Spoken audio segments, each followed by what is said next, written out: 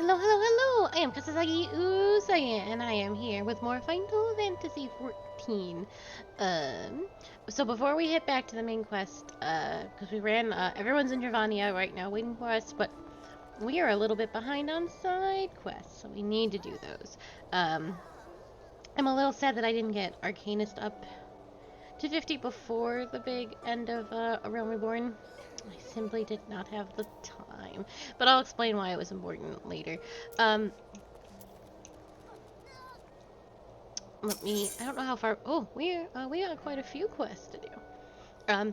Acting Guildmaster Theb wishes to inform you of an important task. You seem tired, Akali. Are you sleeping properly? One's reasoning can suffer without sufficient rest and recuperation. Should you deem yourself fit for duty, pray make your way down to the practice floor. Forcia Kahalia has requested you accompany her on another official inspection. There is, however, a requirement for your participation. The Forcia will explain the situation. I thought it was only the one Arcanist quest. But I think we're gonna have close to 3, because I think 15 is 2 quests.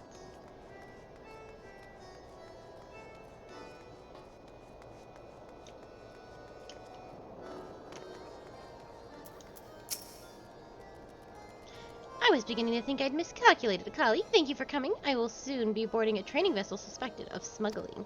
All merchant ships that make use of Limsa Lominsa's ports are subject to inspection by Malayan's Gate assessors. It's a routine I perform daily.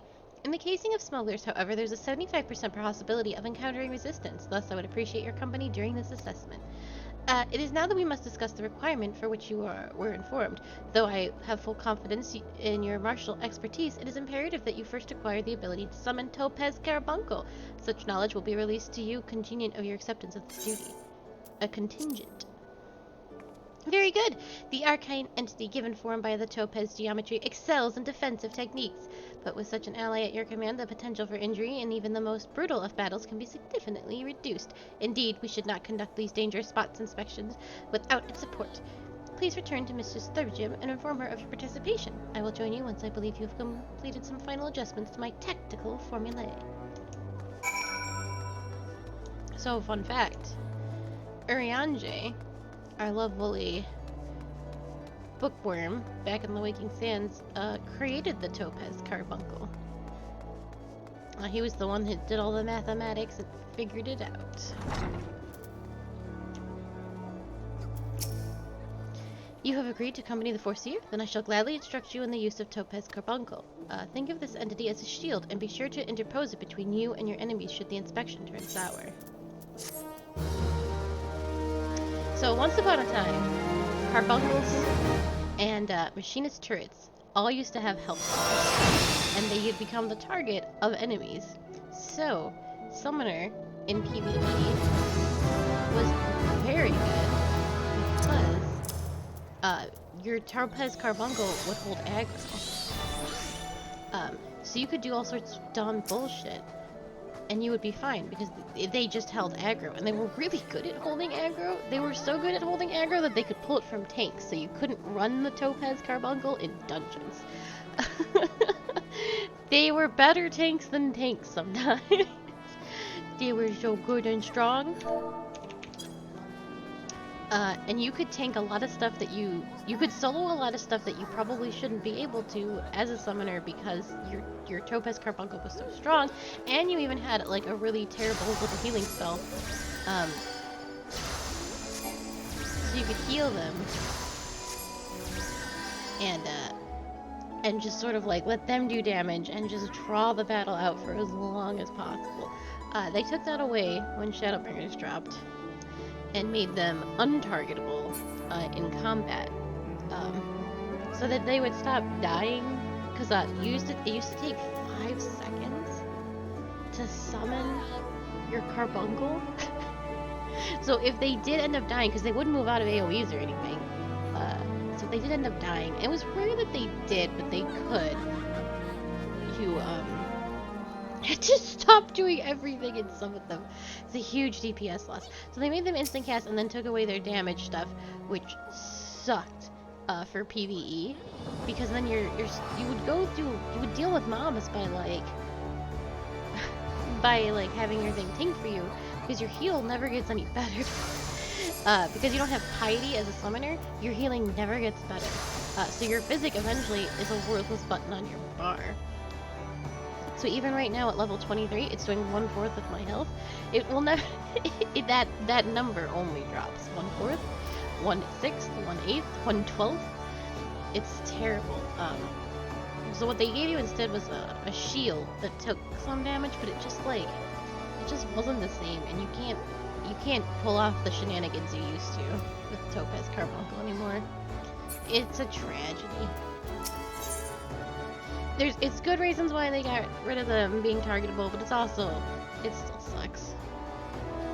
Acting Guild Master Dravania is awaiting the arrival of the inspection party members. The mercenaries Gisifrun and Erthotora are here to assist with the inspection. Both are old hands when it comes to escorting Kalia during her more dangerous duties. Well met, Akali. My spells are at your disposal. This won't be the first time we're expecting trouble, and as long as we follow the Foreseer's tactics and keep a clear head, we'll come through just fine. The Morning Star... Oh, is it really? It shouldn't be.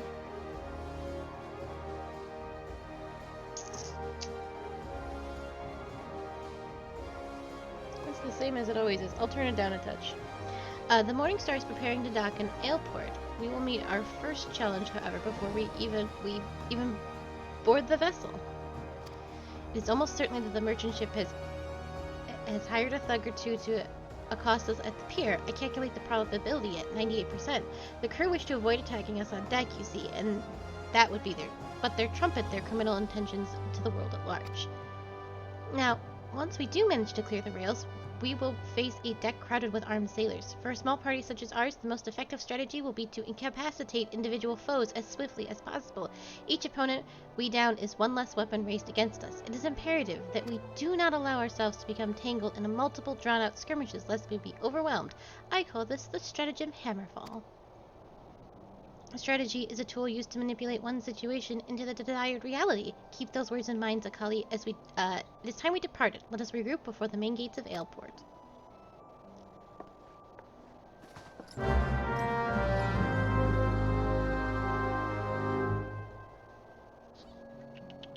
It really shouldn't be any louder. It's the same as it always is.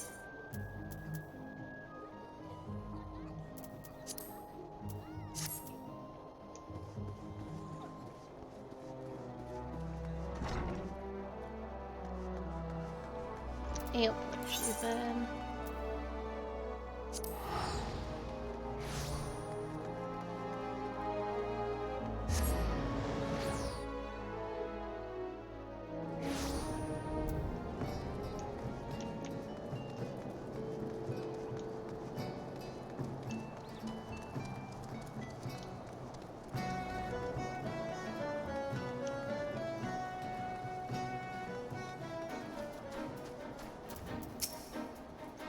Let us be about our task. Akali, pray and inform the steersman at the pier that we are ready to conduct our inspection. Should violence be offered, you are to execute stratagem Hammerfall. Do not forget your tactics are both your shield and your weapon.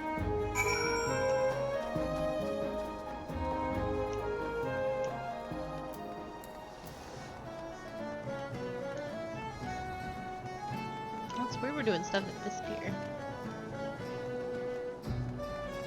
We don't usually.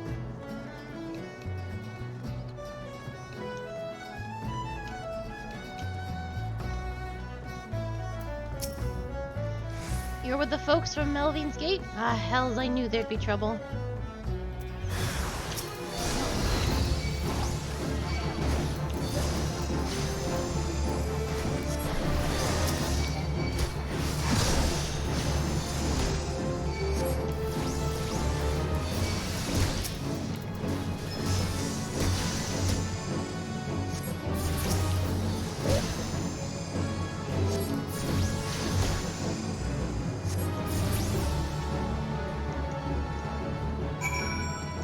Something to say to me now, sir? Well then, I'm certainly glad to see you can handle yourself. You'll find the landing boat just down here at the end of the ramp. I'll have no part in what comes next. I feel like an apology, perhaps, is in order. Where am I supposed to go?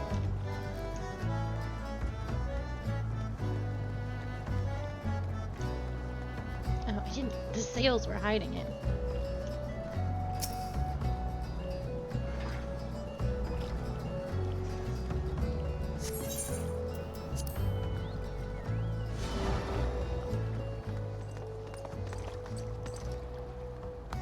Deftly handed a cully. Once again, I am reminded of our guildmaster.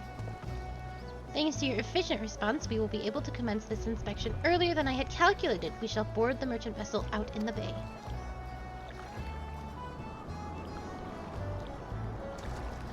Ethiosa, if you would take the rudder, the Morning Star awaits.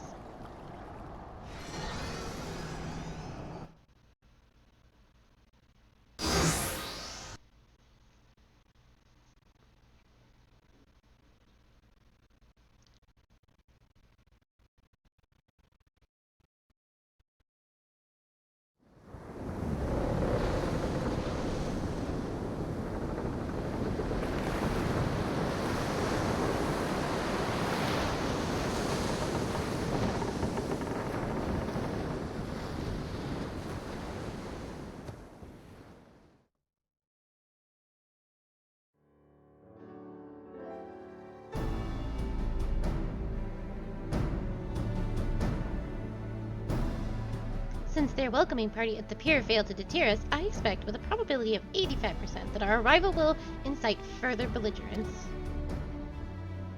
Our objective, however, is not to trade blows, but to gain access to the hold. It may behoove us to employ stratagem hardhead. The aim of our opponents is to buy time, so that suspect goods may be tossed into the ocean. I do not intend to give them that time. We will buy our way toward the cargo hold as quickly as we can.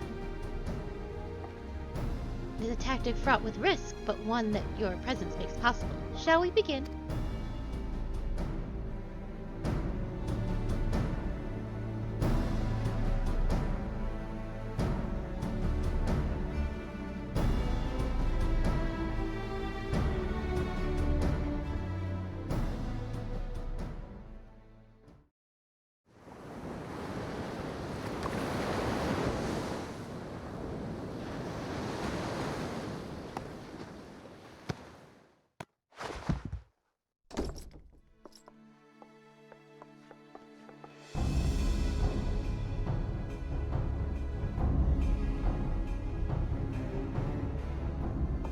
I am Foreseer Kalea of the Authority of Melvine's Gate. I request that you surrender your goods for assessment. Well, now your timing couldn't be worse, lass. The old door's all rusted up, you see. Bloody thing won't open. I'll have to come back another day as we fix the engines. I see. I will see that cargo now. Any vessel entering a port of Limsa Lominsa is bound by law to submit to a routine inspection.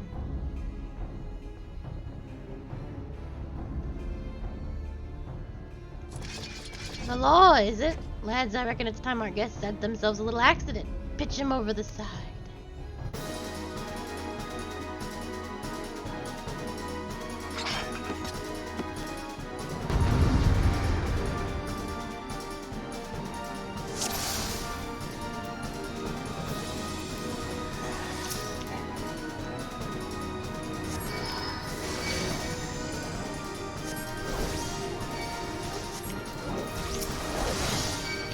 Oh, beans.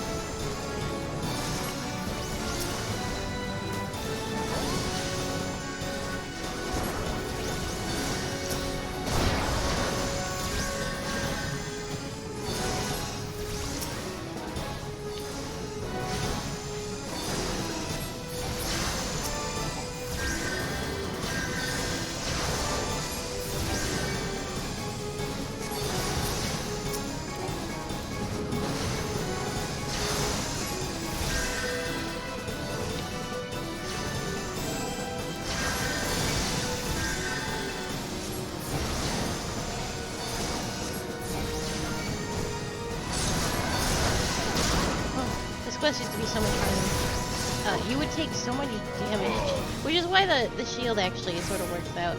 But you would take so much damage, and there were so many mobs that the carbuncles couldn't hold them all. And so she would create a shield on the ship, a barrier where you would specifically take less damage.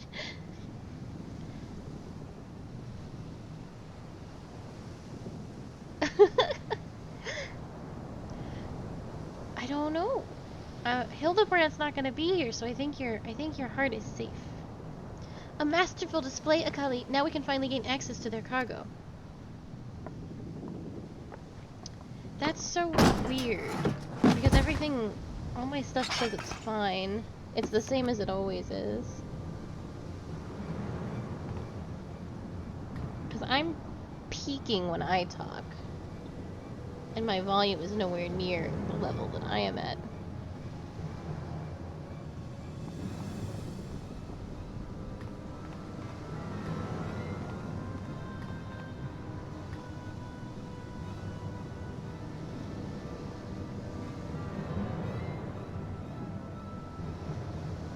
I can't turn myself up anymore. No, Pokemon Snap uses different audio. It doesn't use the desktop audio. That's what my OBS is saying. It says the things are same as always.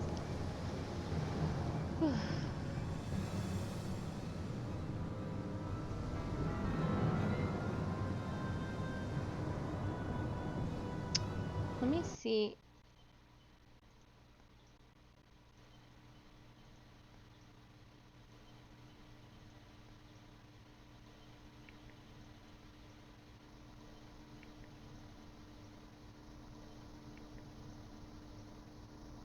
I definitely can't turn myself up anymore. I definitely can't turn myself up anymore. Oh, there we go.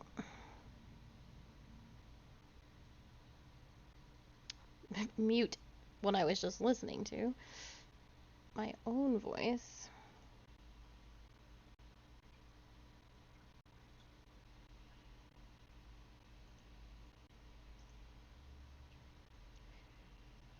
I'll turn it down to where Phoenix Wright usually is. I've noticed in my videos, though, you can barely hear the game audio. That's why I hesitate turning it down. Especially when it's where it's always at. But we'll see. What do we have here then? It's the one of the bitch Admiral Lapdog scampering about me ship. You're just like your mistress, always sticking your nose where it ain't invited. No, it can't be. Ah, recognized me pretty face, did ye? But you were caught, exiled.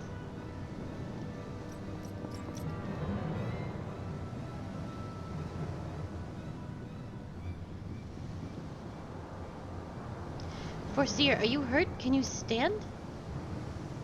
Stay back. You stay away from me. Foreseer, please calm down. What are your orders? I had enough of your whimpering, and I've certainly had enough of these bloody books. It's clear you ain't learning anything from them.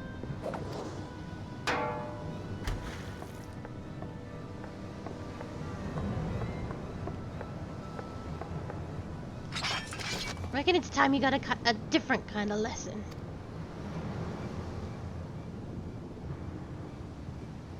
She's screaming. Kalia, nothing could preserve us. She's fainted. We must withdraw. Akali, quickly, back to the boat. We'll carry the Foreseer. Aye, that's right. You slink back onto your mistress, you worthless curs.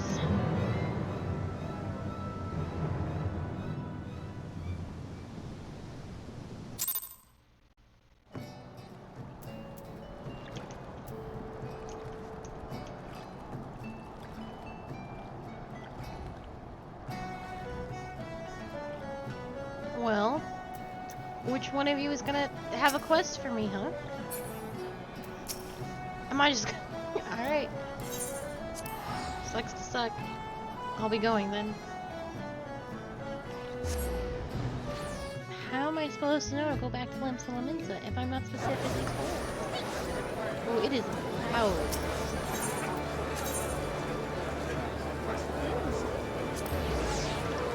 That's...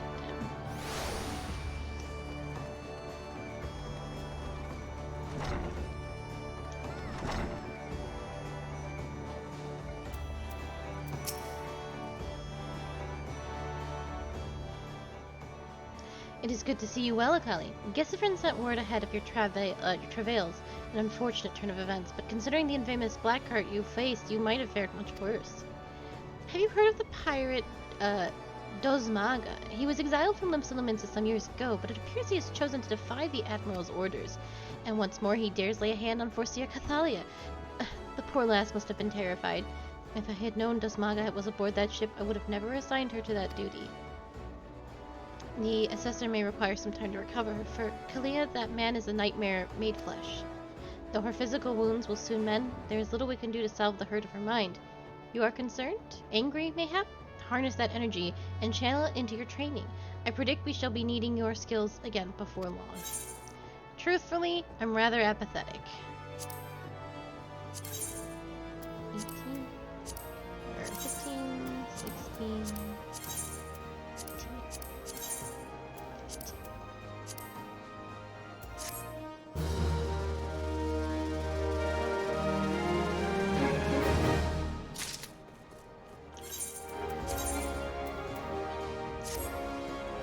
Alright, well, I should have just taken the money. Acting Guildmaster Third Jim appears unusually distressed. Greetings, Akali.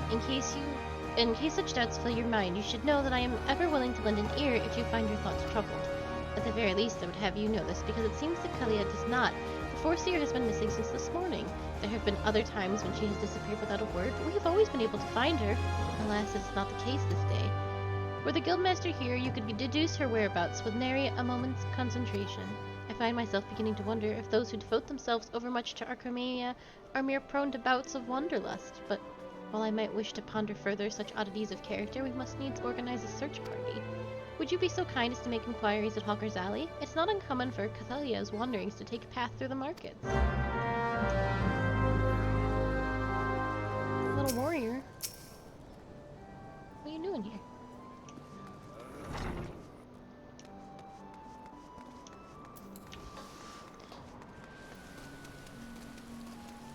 I am simply apathetic to the whole summoner questline in general.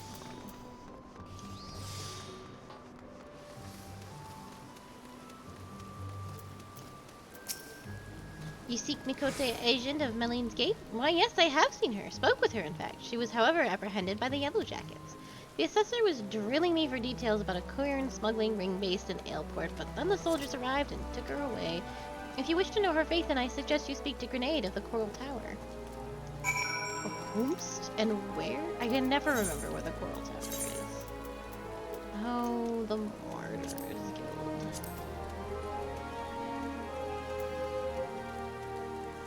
I always forget.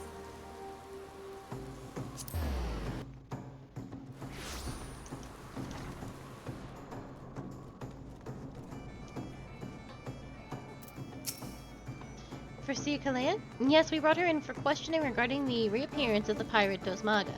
A member of the Arcanist Guild, are you? Then I see no reason to conceal the nature of our discourse. Perhaps you are already aware of this, but the Foreseer was once held captive by the rabid sea dog. Few pirates sink to such depths of depravity as Dozmaga does. It has been 6 years now since he was exiled from Limsa Lominsa for engaging in the worst kind of black market trading. And now the villain has returned. He is, however, both cunning and cautious, and continues to evade our troops. Thus, we had hoped to borrow the knowledge of Forcia Kalea, whose experiences have given her an intimate familiarity with the way the scoundrel operates. At least that was our intent. After weathering a barrage of questions from the assessor, we found ourselves, instead of providing the details of our search. Should you wish to speak with Forcia Kalea, I imagine she has already returned safely to your guild. Well.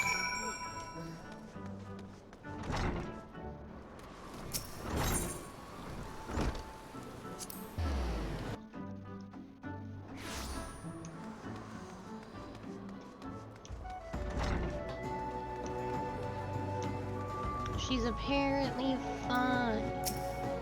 Back already? You were led to believe she had returned here? I'm afraid not. So the Yellow Jackets told you something of her history with Dog Smaga, did they? Perhaps it would be best if I told you the entire tale. Dazmaga's banishment was the result of a surprise inspection that revealed his involvement in an underground slave trade. The assessor that stepped aboard the pirates' merchant ship spoke of finding dozens of unwashed unfortunates crammed into that squalid hold. Among these prisoners was a young Mikote, destined for some black market auction block. Though Kalea was initially too terrified to even speak, the guildmaster brought her out of her fearful daze with the gift of his initiate's grimoire. Yes, the self-same tome she has carried her entire career. Of course. Did you not mention that Kalea's grimoire was thrown into the sea? There are rumors that a Kirin merchant of ill repute has retrieved the black market goods the crew of the Morningstar heaved into the ocean. Even now he gloats over his salt-encrusted catch in Aleport. It is entirely possible that the Four Seer's most prized possession was caught up in the Kirin's salvage net. I've no doubt now that Kalea has reached the same conclusion. To Aleport with you, Akali. That is where you will find our wayward assessor.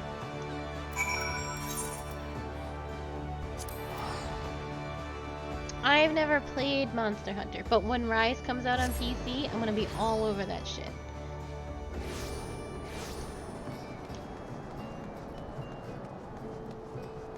Although I suppose, well, no. The problem was, I had Monster Hunter World, but I didn't really have anyone to play it with. And it seemed like a game that was very difficult to play on your own. So I never even, I don't think I even cracked it open.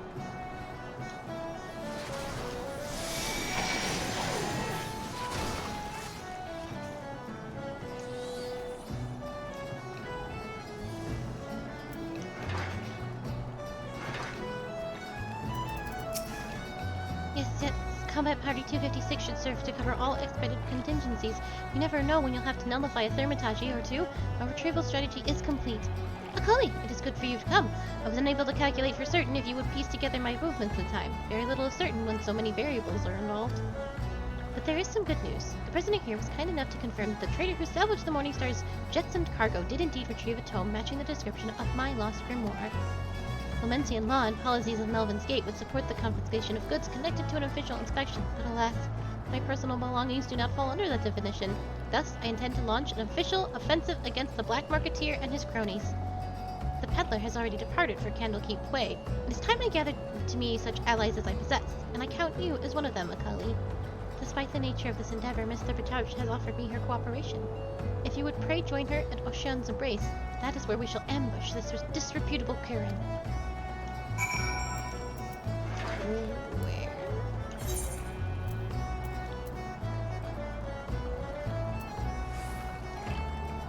Okay.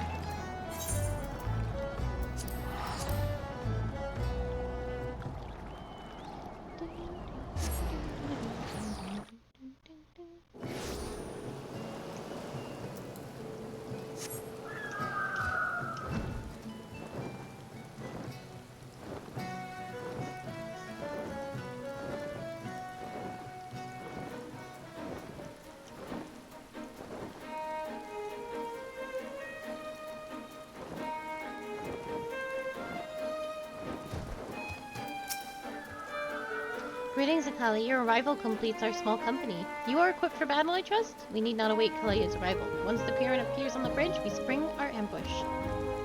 The strategy for tapping our target relies on the two allies we have concealed on the other side of the ravine. The pincer maneuver was naturally the Foreseer's idea. As for the target himself, the Kirin is known as a careful and cautious fellow. He travels with a small routine so as to avoid attracting attention. But do not be fooled. More bodyguards follow at a distance and will likely join the fray after hostilities ensue. It has. Do not, however, expect any assistance from the Yellow Jackets. They cannot be seen abandonning us in what amounts to a personal matter, but they are willing to turn a blind eye for Kalea's sake. In any case, the Foreseer's tactics account for our limited numbers and individual strength. Victory is all but assured. Now let us take up our positions and wait for the Kirin to arrive.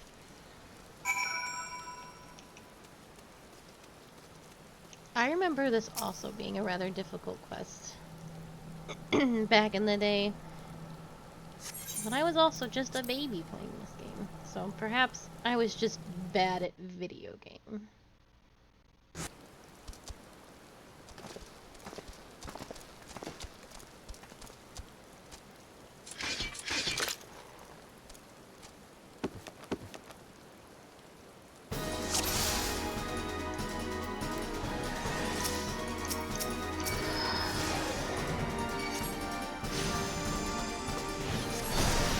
Yeah, she still has the old abilities, so it's taking her 1,000 years to summon her carbuncle.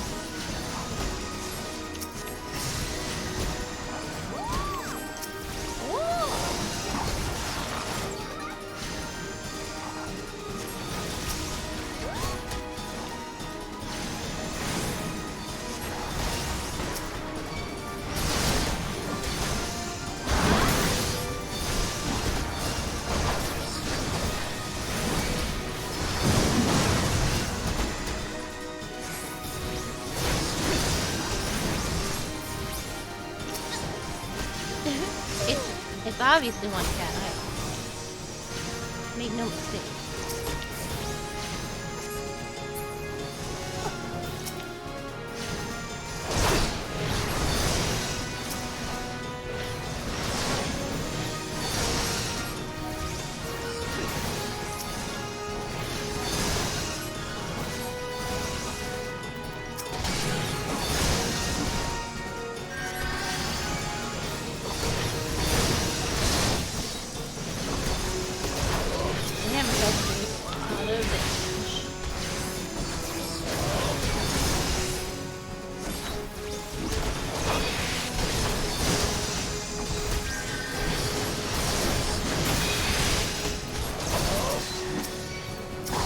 Help our healer, who's gone over there for reasons I cannot comprehend.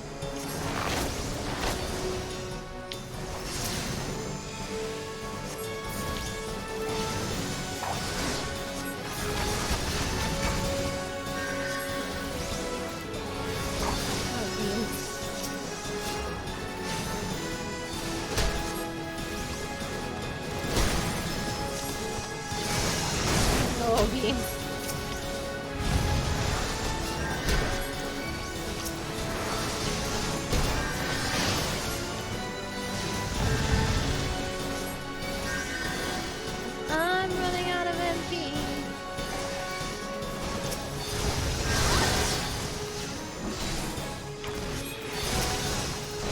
I'm only level 23, and I don't have lucid dreams.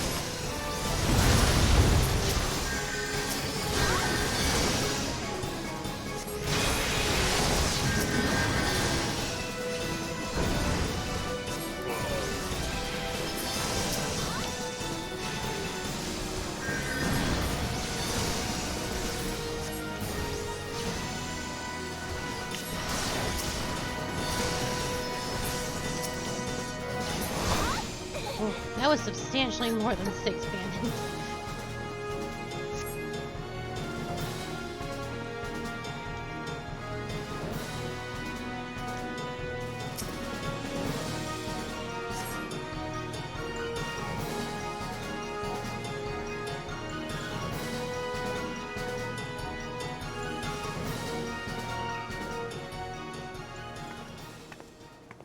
It does.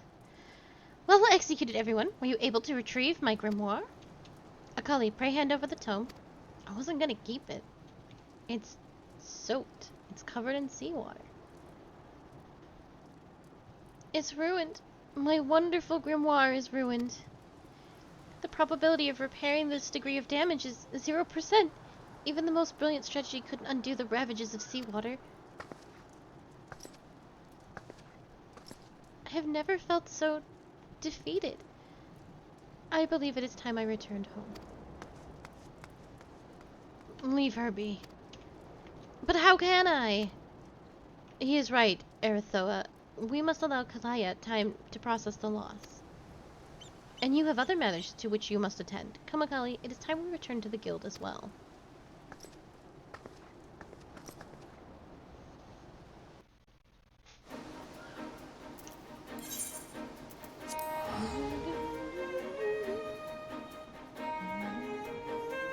There are just bodies all over this bridge.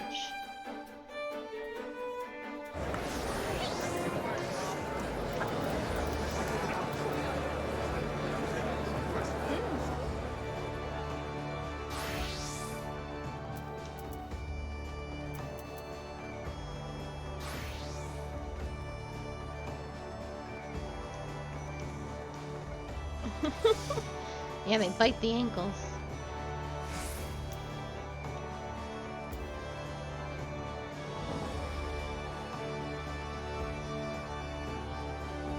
Yeah, that quest was buck wild back in the day. The shield on Carbuncle really does help for things like that, but I still prefer the tanking Carbuncle out in the wild. Not quite the victory we imagined, was it? The moment Kalea beheld her soaked and tattered grimoire, you could see the light of hope die in her eyes. There is, however, something we can do. I will call on your aid soon, but in the meantime, you will be well served to deepen your knowledge of Arcania.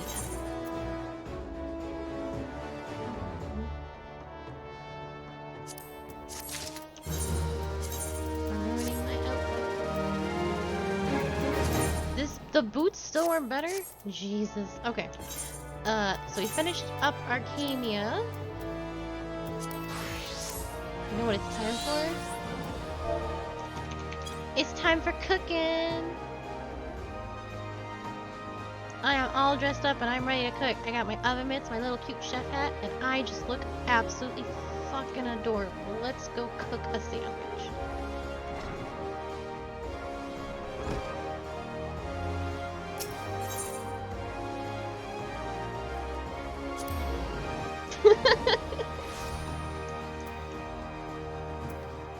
We became the best chef in Limsa, but now we're on the Heavensward quest, so who fucking knows what's gonna happen. Lexath has a mind to set you up with a new challenge. Well, if it ain't a collie, ever a sight for sore eyes, lass, you've been keeping at the cooking? I shouldn't doubt. Skilled as you are, though, I reckon it's a struggle for you to keep things interesting. If that's the case, and you're anchoring for a new challenge, might be as I can introduce you to someone. You knows the missing member? 'Tis the tavern which owned by Rosa Wynn, the lady-o-captain of the Singwing Sirens. An entire crew's formed of members of the gentle sex, and gentle ain't a word I'd use to describe that lot. Any road, the head waitress there's got a task which calls for a consummate culinarian, and yours was the first name as what came to mind. If you reckon you might be interested, take yourself over to the missing member and make yourself known to Mel Coco. She'll tell you what needs doing. Man, there ain't nothing wrong with that sometimes, but it is nice to have, like, a very tasty, well-made meal. I think that's the end.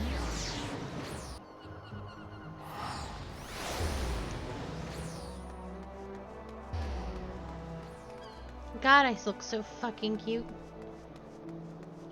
Too bad this gear isn't gonna get me very far in these quests.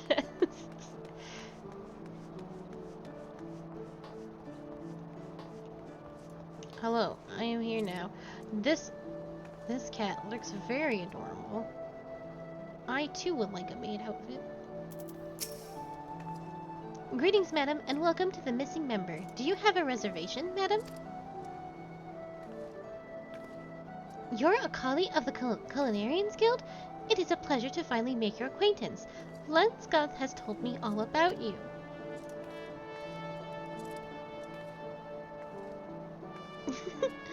I'm Melakoko, the head waitress of this fine establishment, and I'd like you to participate in the Delement Noir, the most prestigious of all cooking contests. You see, the winner of the previous edition of this contest is none other than our head chef, Hamasi Tia, and he's a right bloody bastard. What I meant to say, he is an insufferable man. But don't take my word for it. Speak with him for yourself, and you'll understand. You'll find him in the restaurant, doubtless with a self-satisfied look on his face. Well, that's any cat boy if I ever saw one. Oh, you do look like a right insufferable bastard. Here to dine, are you? Too bad, I only cook for the sirens or guests with reservations. I'm busy training for the award ceremony at the Delamont Noir, and this will be my second victory running. Expectations will be higher than ever. This man won one cooking contest and got a stick so far up his ass that he cannot stop spitting out wood chips. Shall I play... Midgar Sommer, your little butt is in my way. Shall I play the unassailable champion, carefree as you please, or shall I be the sentimental in triumph and shed tears of joy? No, wait. Now that I think on it, I should also show disgust at the lack of sport. Ah, there's just too many ways to win. And then he pushed me as he walked away. Where is Rosawin? Are you allowing this?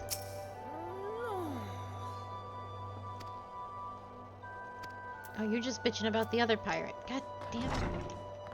Where am I? How do I get out of your terrible tavern?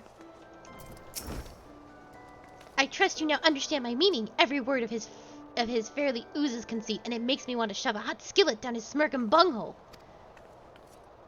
But beg your pardons for the language. I forget myself sometimes. Now, as much as I hate to admit it, Hamasi is very good at what he does. Otherwise, he wouldn't have won the Delamontoir in the first place, nor would Captain Rosin have hired him to treat her crew. Word of his culinary skills has since gotten out to the locals, and our place is now constantly booked out moons ahead. But all the fame and attention went to Hamasi Tia's head, and these days he swaggers about as though he were the 12th gift to our taste buds. Why, if he doesn't like the look of the patron, he'll refuse to cook for them, and that's assuming he even turns up to work. Can you believe the gall of this whore's son? Oh, but there I go again with my cursing. You must forgive me. At any rate, I trust you now understand why I want you to enter the Delamontoir, so you can beat Hamasi Tia and put him in his place. Ah, such a heaping helping of poetic justice it will be. You've gotten the best of even the chef's bane. I'm confident that you have what it takes to win. And lest you worry, the contest won't be for a while yet, so you should have ample time to prepare. I'll have more details for you, but before long, please come by again.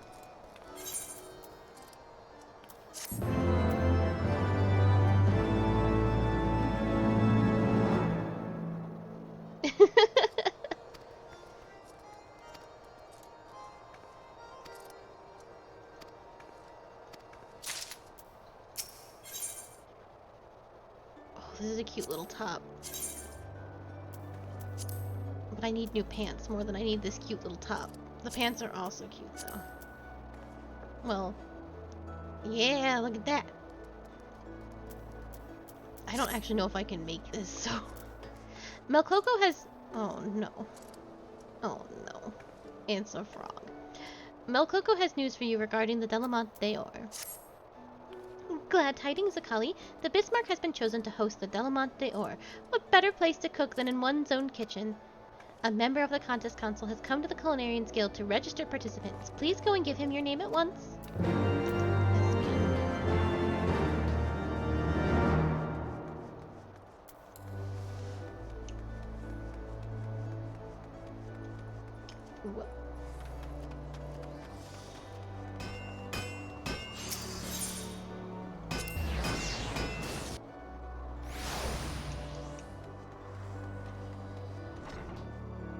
I'd like to register for the contest.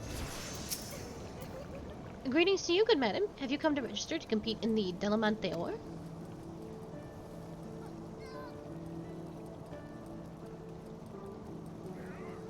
Akaliana, is that correct? Very good, madam. We look forward to seeing you on contest day. Okay.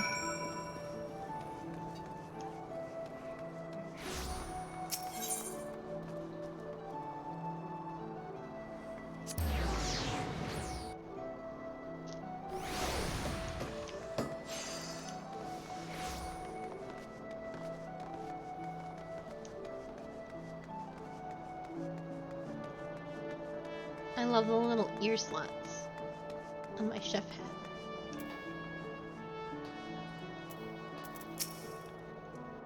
You've registered your name? Excellent. Now you have but to prepare for the contest. Speaking of which, I have a task to help you get into form. One of our diners wishes to have dessert, but there's nothing to her liking on the menu. She's been sitting there for a whole hour, unable to make up her mind. As the guild's foremost culinarian, I believe you'll be able to whip up something to suit her palate. To begin with, you'll want to inquire after her preferences. It's the steerswoman at the table on the right, in case I haven't already mentioned it.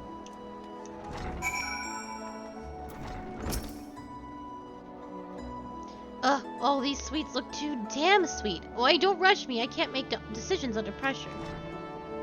Eat? You'll make me a dessert what ain't on the menu? You're a godsend, sister. So here's the deal. I can't stand sweet things. Stuff makes me want to retch. Thing is, I've met a man who's perfect in all ways but one. Bloke's got the sweetest bleeding tooth on this side of Hildebrand. If we're to work out, I've got to learn to eat sweets, or suppress the urge to gag at least. That's why I'm here, to train myself. This is me first time and all, so be gentle with me, eh? Make me something what ain't so sweet. Yeah, sure. No fucking problem. Did I hear you rightly? She says she doesn't like sweets? Oh, that's bollocks. I'd wager she's just afraid of what she don't know. Be gentle, sod that! Let's feed her something so brazenly sweet that it'll blow the skeptic clean out of her. A solemn ale tart made with a veritable mountain of fresh cream and sugar, accompanied with a rich cup of Ishgardian tea. That's your order, Akali. Well, I know 100% that I do not have those things in my pocket. Because they're all Heavensward ingredients. And I simply cannot go buy them, so I will... Or, like, at a regular store, so I'll have to have counted on somebody else to do those kinds of things. Oh, shoot. Yeah, but we're gonna feed her sweets anyway. Because we know best, apparently. Yeah. Let's see. Ishgardian tea. Oh, I have some of this. Does it need to be high quality? God darn it. Okay. Tea leaves. Orphan tea leaves. They're high quality tea leaves? I may need to fork over some high quality tea leaves. Why? Someone bought them before me. Okay. And then I need to make a solemn ale tart. Flour. I think I can make Highland flour. Yeah, so I'm gonna buy the wheat instead. That's fine. And dark chestnut.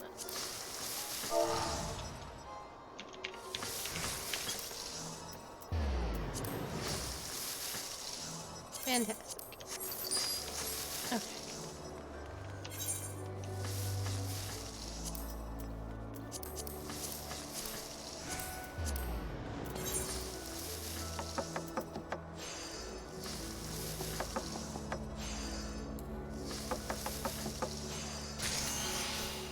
Oh, hell yeah. I'm gonna keep making flour, though. Because I should try and get some levels. Wait.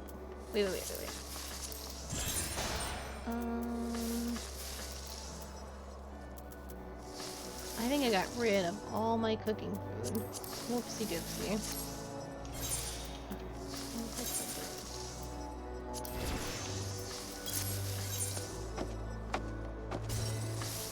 Oh dear.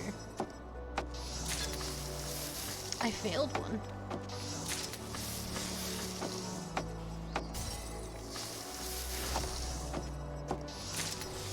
Oh dear, oh dear.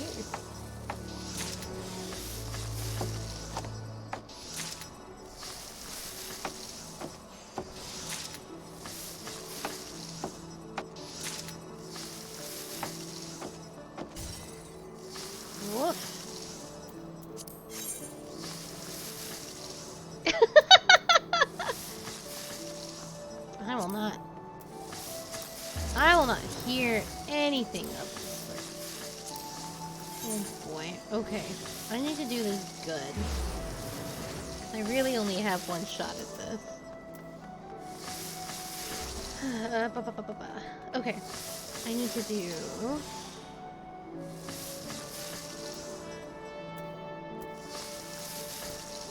this one...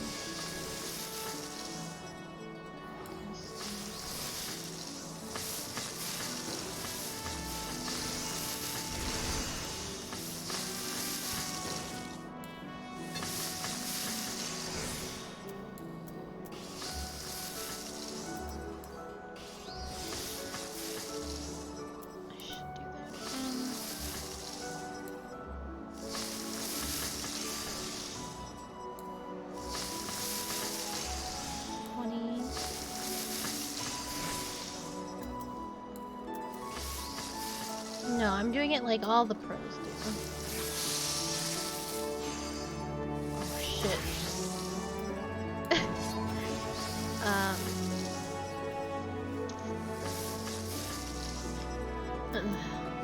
68.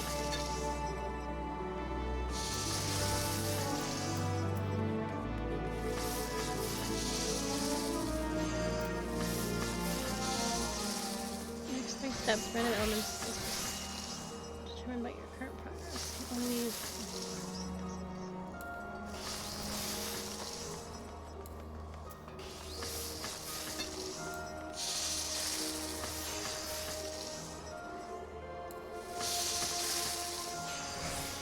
Oh, I'm in big trouble.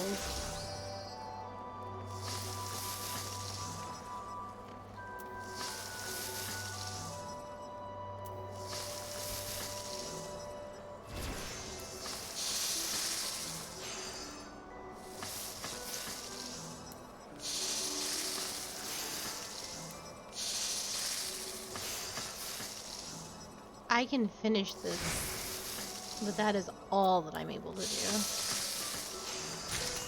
I did it anyway, so fuck it. Okay.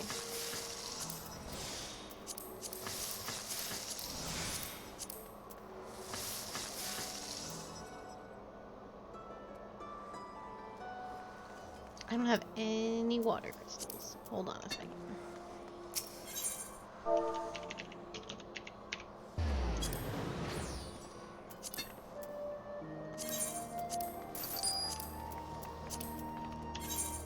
I know, it's very stressful.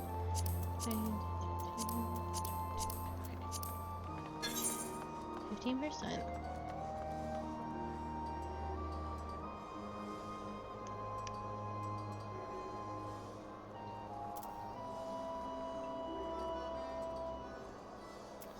I simply do not have a good way of getting my progress up super good. Or super efficiently.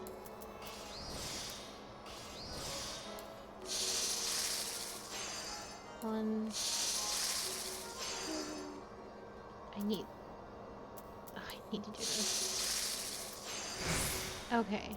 That should be alright. And then this.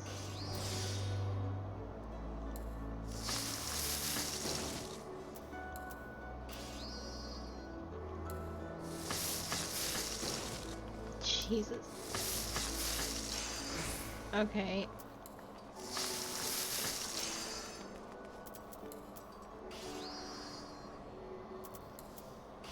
Okay. 65. I have to hope that I get goods in the next 65. 85. I need one more good.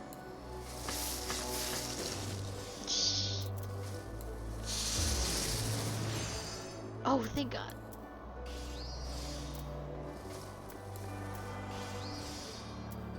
Ooh, okay.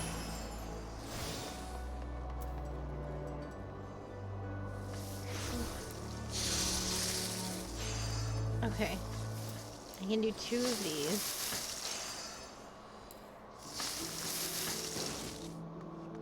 I'm not gonna get that lucky again. That's okay.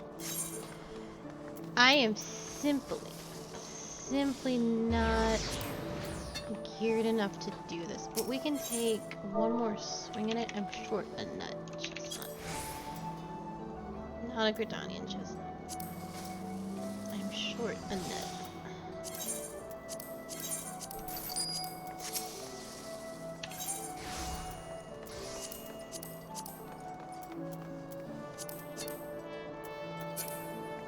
That will be even less likely than before. Okay. I need to do this first.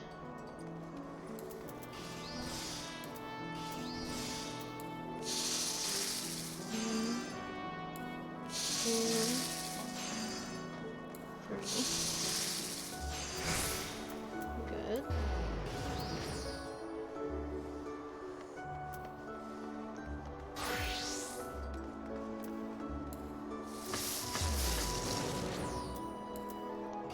Very good.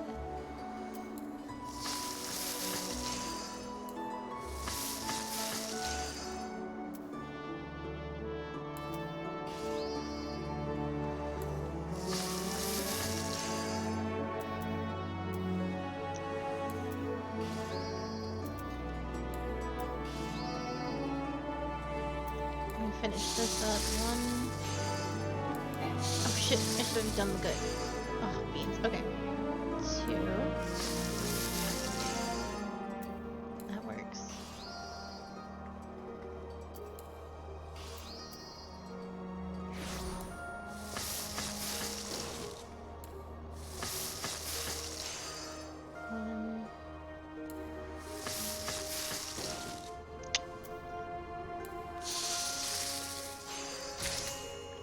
I did it! 11%, baby, let's go. I'm fucking done with this.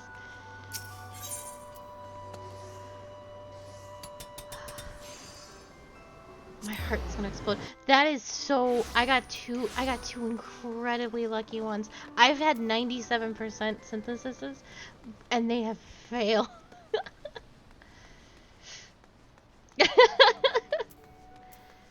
Good lord. My keel over. Hey, I did it, because I'm the best cook in the world. So, it's the Soul Mark Tart and the Ishgardian tea coming along. No problem. Yes.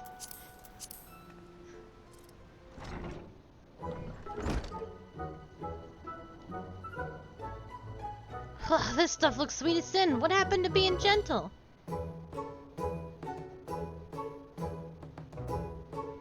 Listen here. Akali happens to be one of the finest Eorzea's finest culinarians. You ought to be honored she's cooking for your sorry ass. What's more, you want things to work out with your man or not? Alright, I'll try it.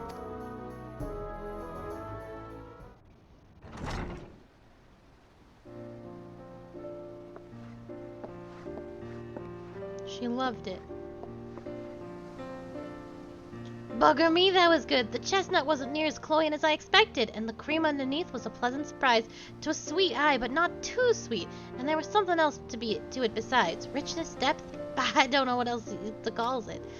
As for the tea, I quaffed it quick as I drained me ale. Ain't much more to say about that. I don't fear sweets no more, and it's all thanks to the two of ye. Things will work out between me and my man, I'm sure of it.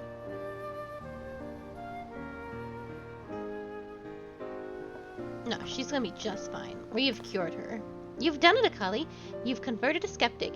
By holding back on the chestnut puree's sweetness, you helped her to overcome her irrational fear and so introduced her to a whole new world of flavors. This does take me back.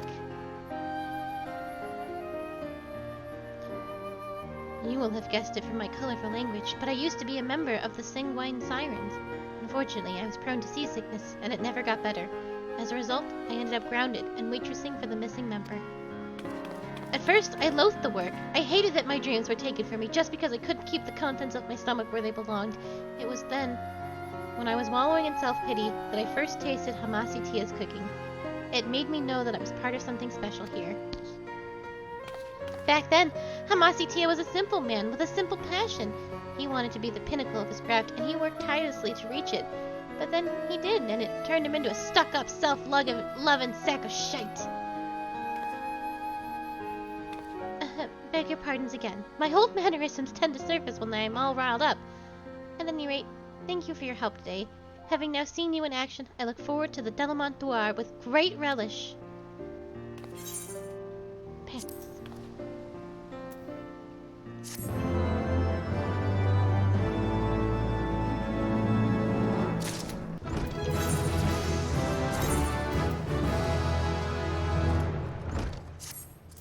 Hell yes. This will surely help me. Surely. Damn, I look even better. I just look great. Okay, so we've done cooking. And now, we move on to our ninja friends in Wineport.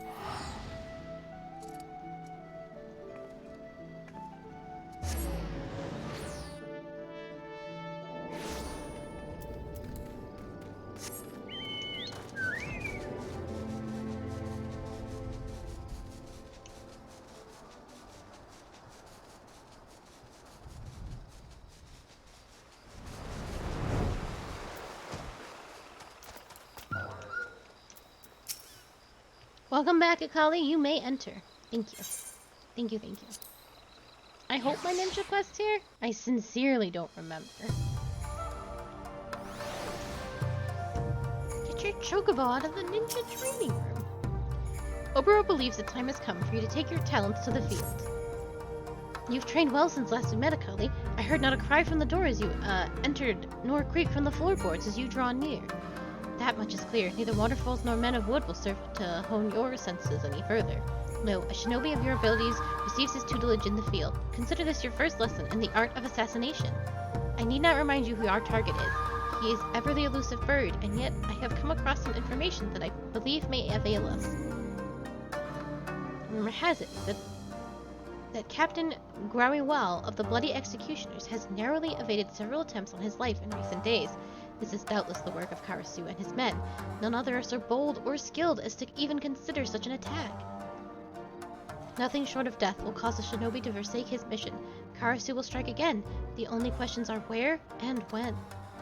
Answer those questions, and it will be us paying him a surprise visit next time. Fortunately, I know of a man who might be able to give us what we seek.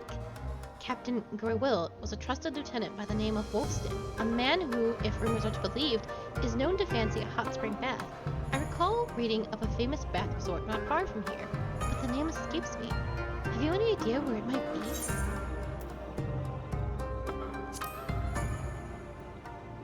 Why, yes, that does sound familiar. In Appalanosia, off to the east, was it?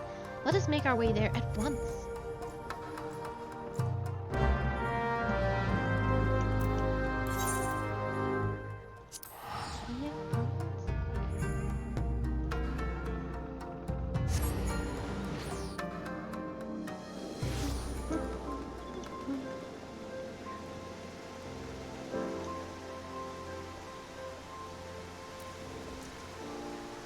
Look at you! In disguise with your giant daggers. I had no idea that so many Eorzeans also enjoyed public bathing. I would say this is a comforting sight, but in truth it makes me all the more nostalgic for the pleasures of my homeland. That said, seeing all these people milling about gives me cause for concern. Even with these disguises, it is only a matter of time before our foreign mannerisms raise eyebrows among the observant types. Yes, best we stay out of sight until our man arrives. Let us keep watch from high above until it is time to act. This time has come for me to impart to you another technique, which we call shukiuchi. You may think of it as compressing the physical space around you and allowing you to cross great distances in a blink of an eye. Go ahead, Kali, give it a try. Oh, hell yeah.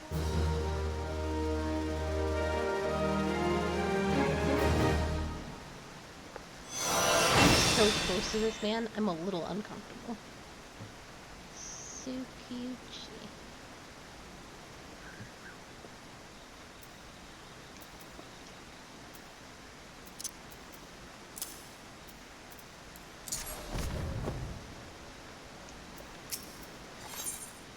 Oboro is ready to proceed with the operation. I trust that Shukiuchi is now second nature to you? Very well, I shall await you on the rooftop, but be warned. While the technique will allow you to cover great distances in a blink of an eye, it does not allow you to soar at will through the sky.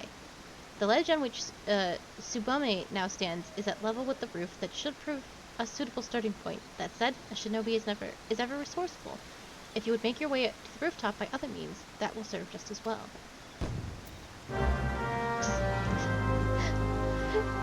It took his model a second to actually disappear, so it was just a smoke cloud with him standing in it.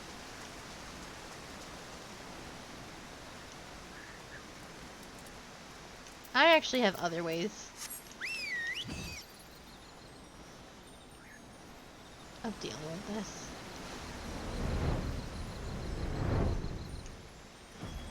Yeah, so what you're supposed to do is just...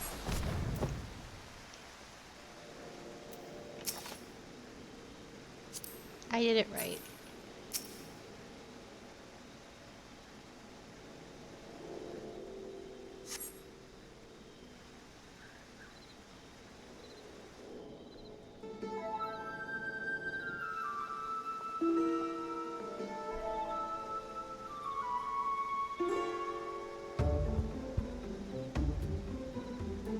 Nothing like a steaming bath and a bottle of fine wine and a couple of buxom wenches to ease what ails ya, aye? As far as I'm concerned, Captain Willowill can take his bloody time. Wolfstan.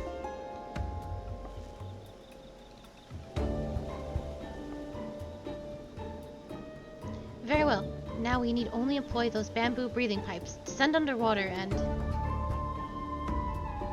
It's true. Oboro, I do not question such methods have served us well in Dopa, but might bamboo not arouse suspicion in these environs? Do you truly believe so? But underwater surveillance has always been my area of expertise. I have an idea that I believe is well suited both to our target and the customs of this land. It will require just a simple change of garb and a bottle or two of fine spirits. I will require your assistance, Akali, as I see there is no other way. There is no way the man would refuse a drink from an alluring maiden like yourself. Intriguing. What, pray tell, will be my role in all of this? I was thinking that your talents might be best be put to use overseeing the operation. Yes, from up there to ensure that nothing goes amiss, of course. I must prepare now, Akali. Meet me down below, out of sight, and I shall furnish you with the item that will serve to deliver the final blow, as it were.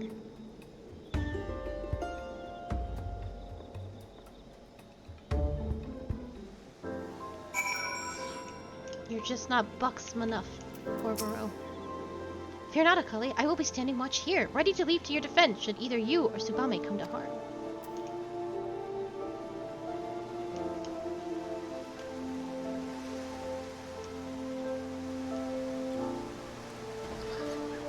Oh, I was gonna get that same bathing suit if I don't already have it. Hold on, I may have to do a change of clothing. Am I wearing this properly, Akali? I am not accustomed to garb that is so revealing. Regardless, I will entrust this to you. Though it may appear to be simple bottle of wine, I have made a few enhancements to the recipe. Off-duty or no, a salty sea dog like Wolfstan is certain to be on his guard. I'll start him off with a untainted vintage. Once he's sufficiently in good spirits, that's your cue to step in with the stronger stuff. I suspect that once his mind is sufficiently aidled, he will gladly take a swig with a minimum of fuss. Now let us begin. Oh, I see. You're gonna go hit on the men, and I'm just supposed to stay there and give you the booze like an actual wench. I see. Well, I don't think that's right or fair.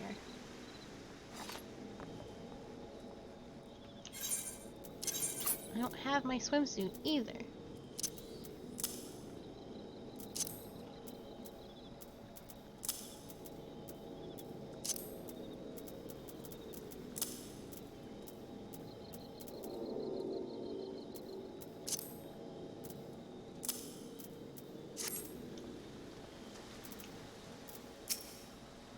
Fine wine and fine wenches. Now this is what I had in mind when I took up the pirate in life.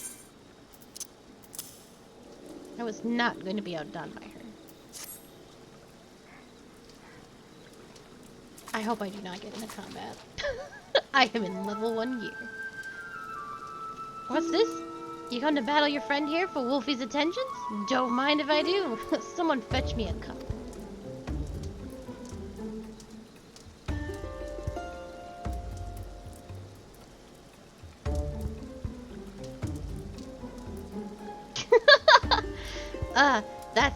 That's the good shift. A bit stronger than I recall it. Maybe I should take a rest.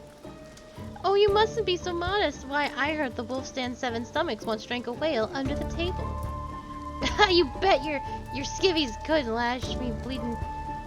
Duty chef kept me from battle for too long. I'm out of practice, is all. Your duties?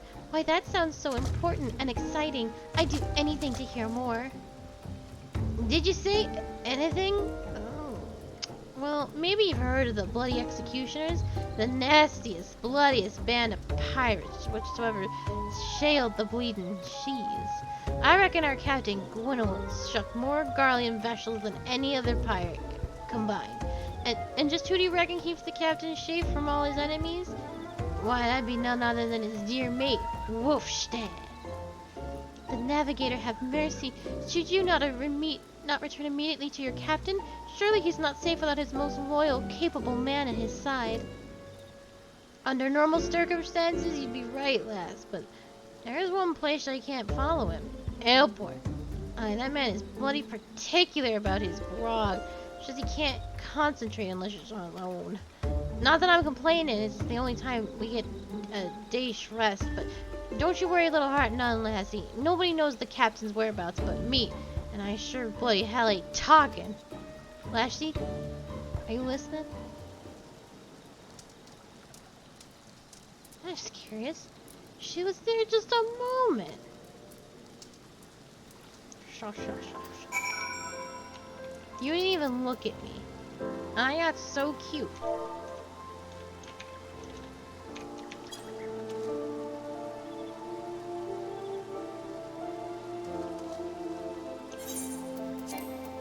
Well, fuck this noise.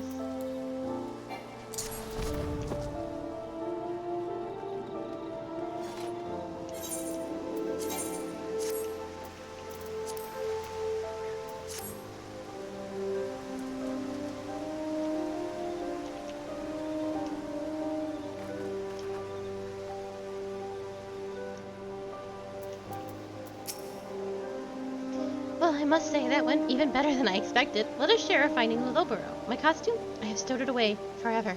With any luck, do Eorzean women have no sense of shame? Not even some. Not even a little bit. Well, were you able to loosen our man's lips? I see. Captain Gwynmal is en route to Aleport, and alone at that. If I know Karasu, this knowledge has not escaped him. Doubtless he and his shadows already lie in wait. We haven't much time. Let us hurry to Aleport and ambush the ambushers.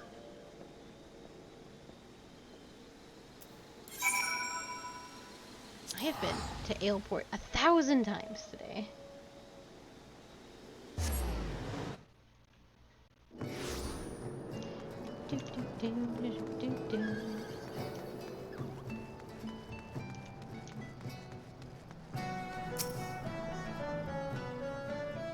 Oh, there you are. Karasu and his shadows are lurking somewhere. I can sense it.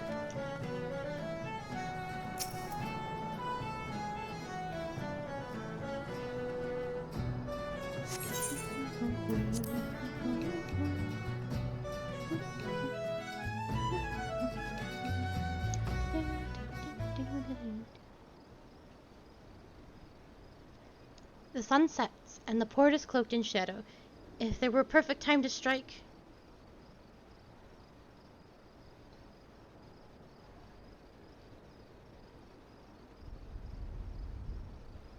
Speak of the devil! Look at how those men walk.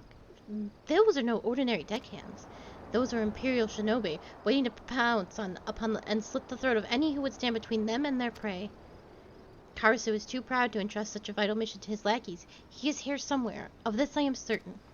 Akali, when you move forward and search the docks, I will approach from the opposite direction. Tsubume, you secure the escape route. He will not elude us this time. Take care to stay hidden well, Akali, hidden from the eyes of Karasu's shadows, and yet I fear your task will be more complicated still. For it is not just men that serve Karasu, but creatures of the night, creatures that see not with their eyes, but with every fiber of their being. Give them a wide berth, or all shall be for naught. That should be all. Time is short, and we must move swiftly.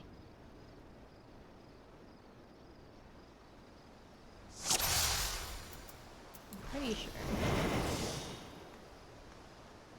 I have no idea where I'm going. Well, that explains that.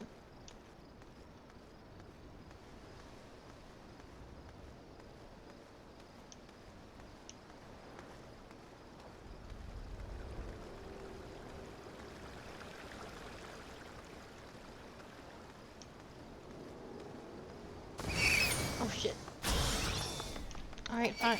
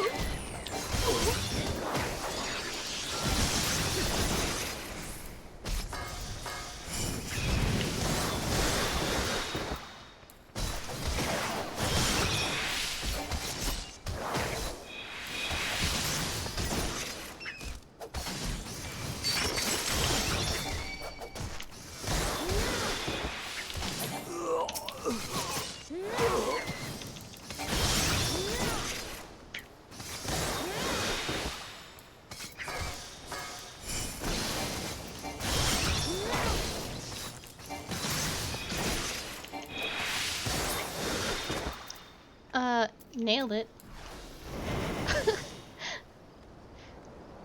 No problem.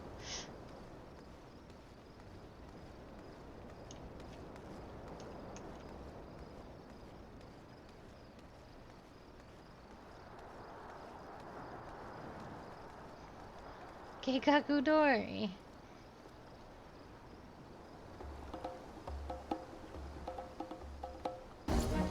What's this? No, no, no, no. This is not how the story goes. I am supposed to be the one that surprises you. The tables have turned today, Karasu. Now face your death like the man you once were. I must say, popularity really does have its downsides. Fine, if you were so eager to dig your own graves, here's your bloody shovel.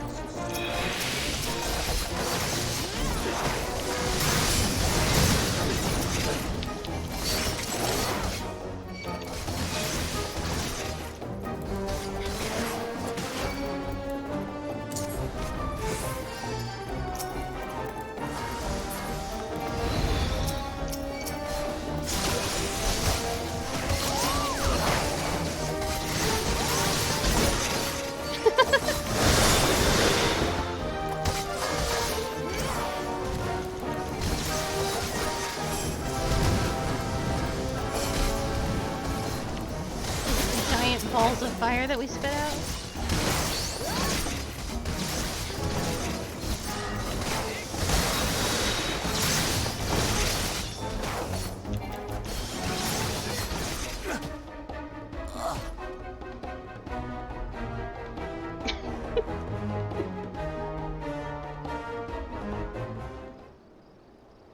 Gah, the slippery bastard. We have come too close to abandon hope. Come, Tsubame, Akali, let us return to the safety of the storehouse and take stock of our options. Are we gonna make sure our target's still alive, or nah? Yes, that's gonna be a big nah.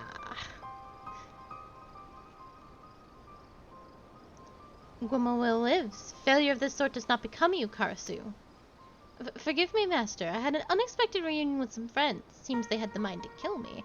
And just when I thought we were getting on so well. Your job is to give me answers, Karasu, not excuses. We can ill afford to let a few stray rats spoil our plans. Should they return, kill them. This is your final warning. The next time you fail me will be your last. Does he have to say it like that? Fine, fine. Let it never be said that I'm not a loyal soldier.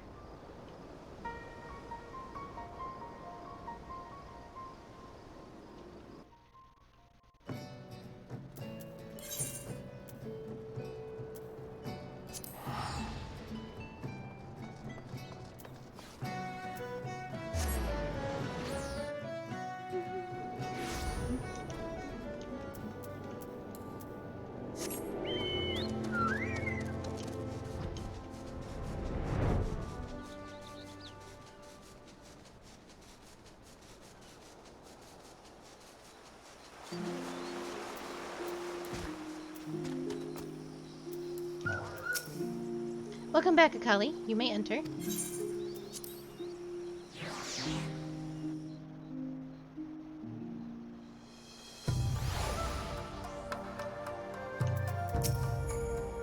Bah, once more the Bloody Crow has managed to foil our best laid plans. It is as if he has skills begrudged with another encounter. How could this be? Has he perfected some new training regimen since coming to Eorzea? But there is no time to dwell on past mistakes. Since the times of my ancestors, failure in one's duty is unacceptable. First, Shinobi, my mission will end in success. Karasu's death or failure of my own. But all is not lost. Karasu is not the only one who has honed his skills. Fighting beside you back there, at times it felt like we had trained together since childhood. You have shown remarkable focus and aptitude for our art, but you must grow stronger still if we are to have any hope of triumph. Devote yourself to your training with the entirety of your body and mind, and Tsubame and I will do the same. I await your return, Akali. Shoot, we are halfway through the stream. I really wanted to do... There was quite a few things I wanted to do, but things are taking a little long. So we're gonna do our Dark Knight quest, and then probably move on to story. And we'll do Red Mage and Alchemist tomorrow, assuming that we leave the story today in a good place. Do I not have? Oh, that's because I'm not a Dark Knight. Here, Frey, I've been training. I've been doing my roulette. Hello. Frey has been waiting for you for a long time. It's been like a week, Frey. I had a feeling you'd come by today, Akali, and sure enough, there you are, eager to pick up where we left off. Let's start with a question, then. You must be burning with several after that last affair.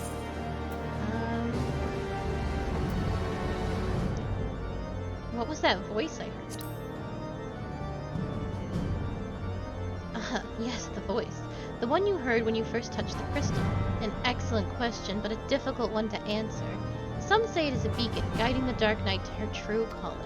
Whose is it, you ask? Only you can discover that, for each night must hearken to a different voice.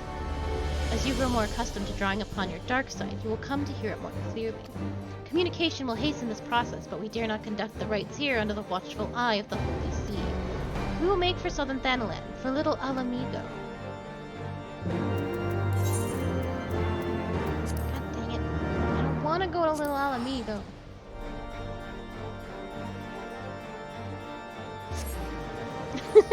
It's just yak.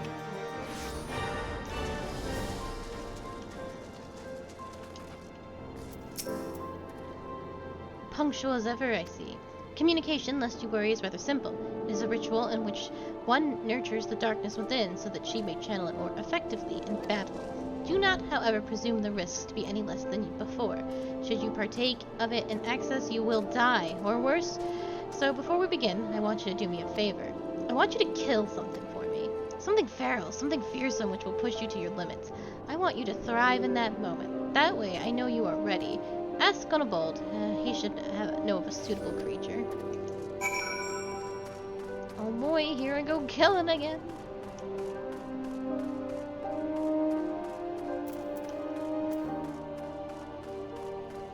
Hey, you got anything that needs killing?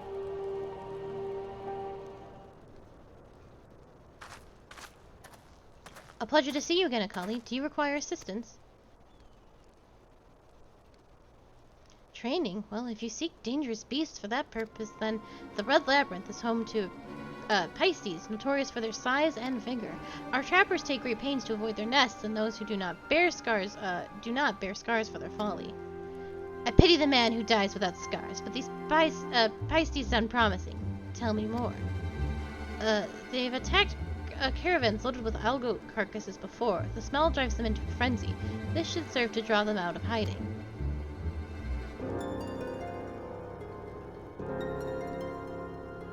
Akali, I'll always be grateful for what you did. Those young ones were on the verge of making a terrible mistake, so consumed with anger they were. I hesitated to act, even though I saw the burning within them, as I see it burning within you now. You seek the darkness within. I will not claim to understand your meaning, but I wish you well in your training. Let's go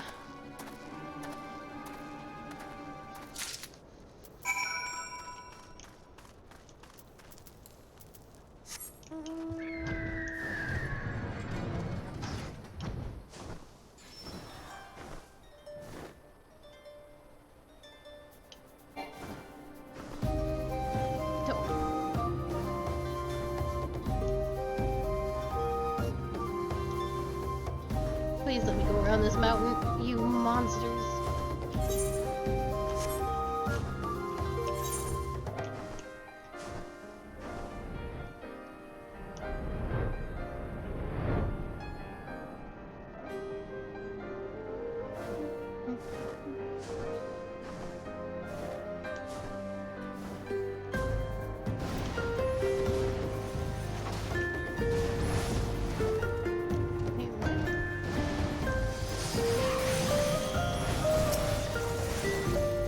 They're close, I can feel their eyes upon us. Well, we're here. Show me who you are, Kali. Show me what you can do. I'm waiting.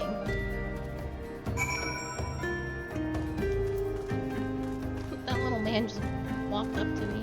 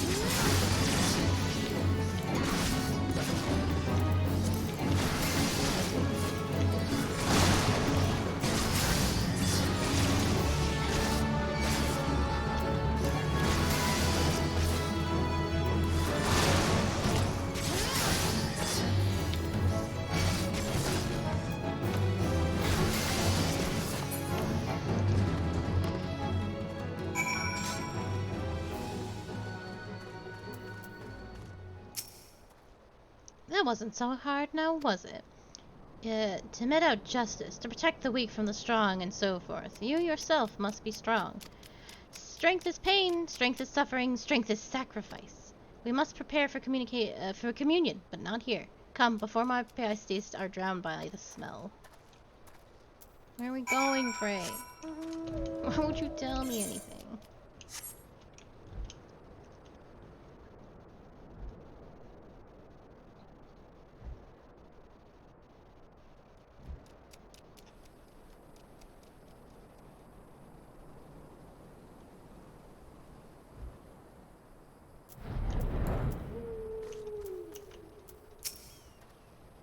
You look ready. Good. Now listen well. Close your eyes and hold out your hand towards me. Breathe deep through your nose and let the air fill your lungs. Then let it pass from your lips. Slower, slower. Listen to my voice. Listen to your heartbeat. Listen for the other.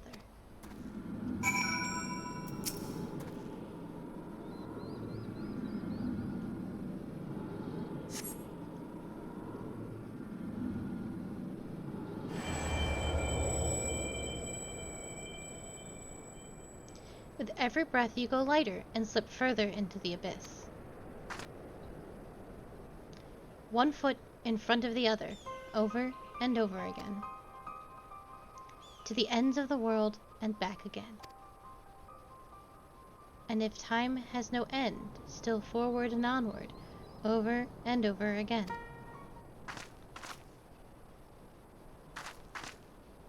So, what did you hear? Interesting, but not terribly informative. But do not lose heart. That you were able to hear it once more is progress enough. I believe you will come to understand its words and its will in due time. I should mention that, in some instances, the voice is said to be that of another, one whom the Dark Knight is fated to seek out. If that is the case, you may have a long journey ahead of you. So you would welcome such a journey? There is something to be said, and for travel for that matter, to roam free and help those in need. Yet no good deed goes unpunished, does it? I knew a woman once, wanted to be a hero and do great things, and so she did. The songs always end there, but life doesn't, does it? There are temptations more deadly than the dark side, Akali. You should have learned this by now, but you haven't. You will. The communion is ended, and with it our time together, but we shall meet again, as we did before.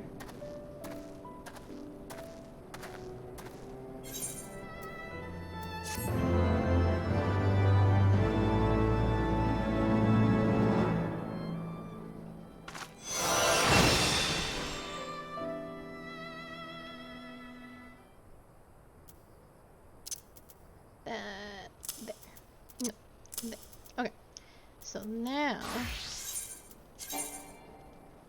we can go back and do main story stuff all the way to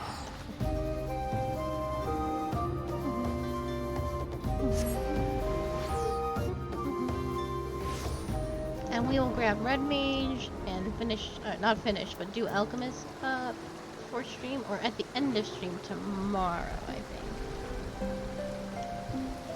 I will say, the Dark Knight questline is very, it's very, very good. It's actually, it's one of the better job quests out there, and it was written by the woman who wrote Shadowbringers, who eventually became lead story writer, and Shadowbringers is amazing, genuinely very, very good. But because you do it in pieces, it can feel very vague, and Dark Knight is supposed to feel vague until the very, very end, so, or at least till the end of the 50 quest line, so, and give it time. I have read widely of the world and its wonders, yet after taking but a few steps into the unknown, I am reminded how much I have still to discover. These hunters scrabble in the shadow of dragons for naught but the love of coin. Greed inspires courage and madness in equal measure, it seems. I am glad to see Marchamp is doing well. Marchamp would give you fair warning about what awaits you in the west. I dare say you're wondering what could possibly be worse than dragons, eh? Well, I'll tell you. The bloody Ganath. They're what you might get if you crossed an antling with a mecha crab and taught the thing how to walk on 2 legs. They never used to stray far from their hives out of fear of the dragons, but they've gotten a lot more aggressive of late, sending out war parties from malms in all directions. They've taken to harassing the Dravanians in their own lairs, if you can believe it. And when they venture into the forest, which is more and more, by the way, they certainly aren't afraid to come after my lot. I can only imagine how much worse it'd be closer to the Ganath home's territory.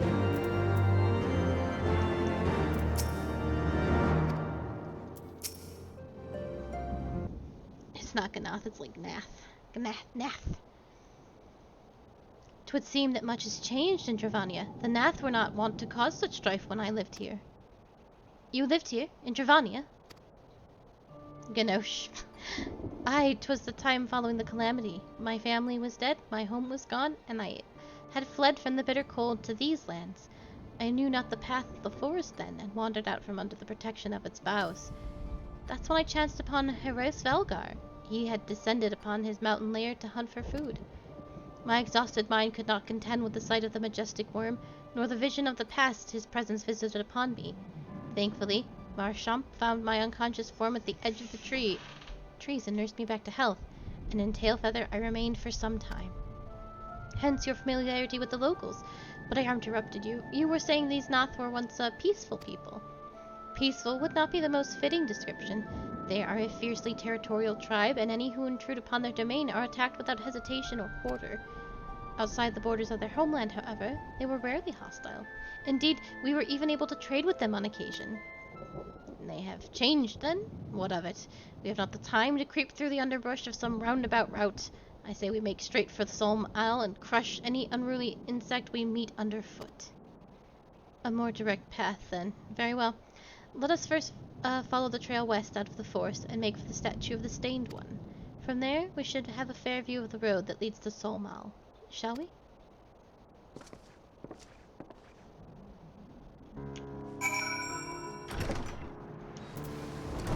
I was like, I'll just fly. Incorrect. I will be doing no vlogging.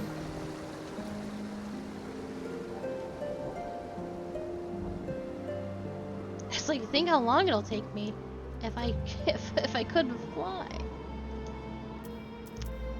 I am Boo Boo the Fool, and you are aggressive. Don't like that. So chocobos, address bugs.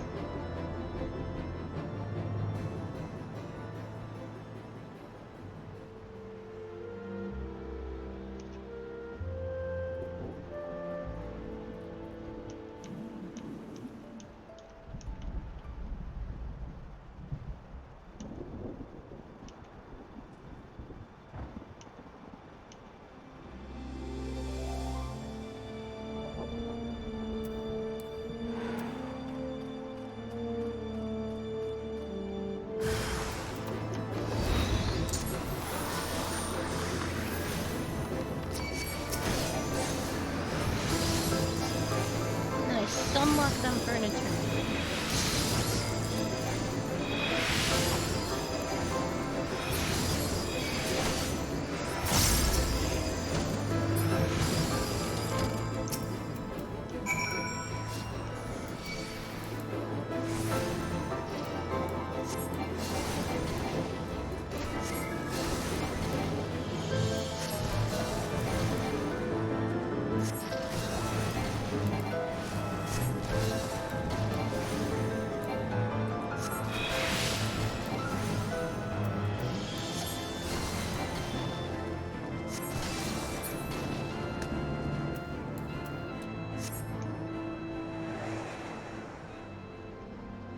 Bandersnatch?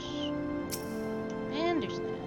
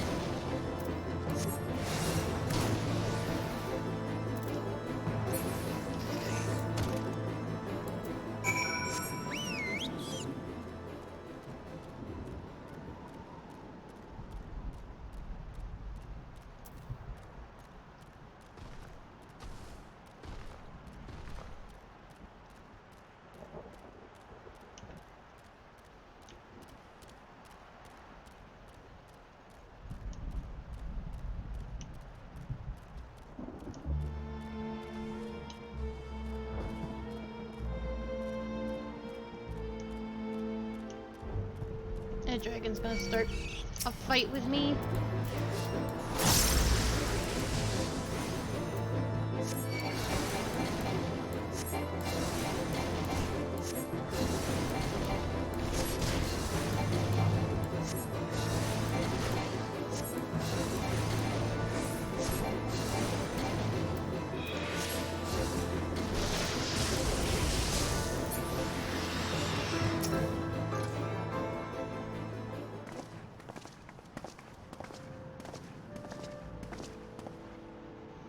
Should we chance to meet Marshop again, remind me to thank him.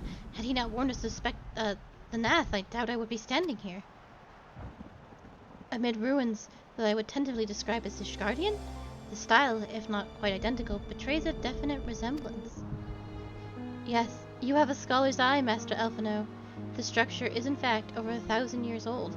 It is a remnant of the age when our ancestors and dragonkind lived together in peace. You claim this as evidence of our harmonious past. I was taught that these buildings were constructed by heretics in honor of your Dravanian masters. The rubble inspires no such awe in me. You stubborn fools. How desperately you cling to these false teachings of your beloved Holy See. Enough, both of you. You threaten the success of our mission with this incessant squabbling. Akali, pray reason with these two.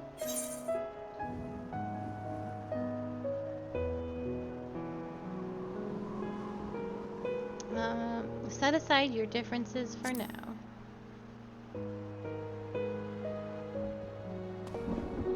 Quite! Lest you forget our goal is to prevent a war which will claim the lives of Dravanians and Ishgardians alike. If we are to accomplish this, you must learn to tolerate each other's presence. Trust in Akali's gift. In time, the secrets of history will be brought to light.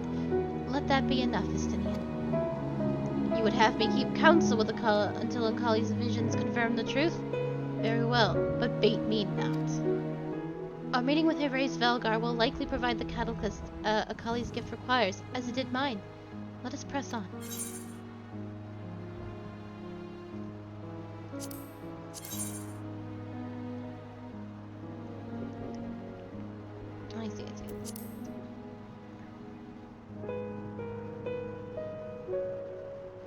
I think the next setup here I get will be better. Yeah, the Holy Ring? Maybe not. Ysael wishes to survey the approach to the distant towers. Spy you the three great towers towards the west. Ishgardians know them as the Annexed Shrine. These, I believe. The place serves as roost for Herace Velgar's lesser kindred. If we are to reach the peak of Sol Malal, then we must first beseech these dragons to open the way. But do not be disheartened. The one who leads them is a friend. Or rather more concerned... Yep. Okay. Obnoxious.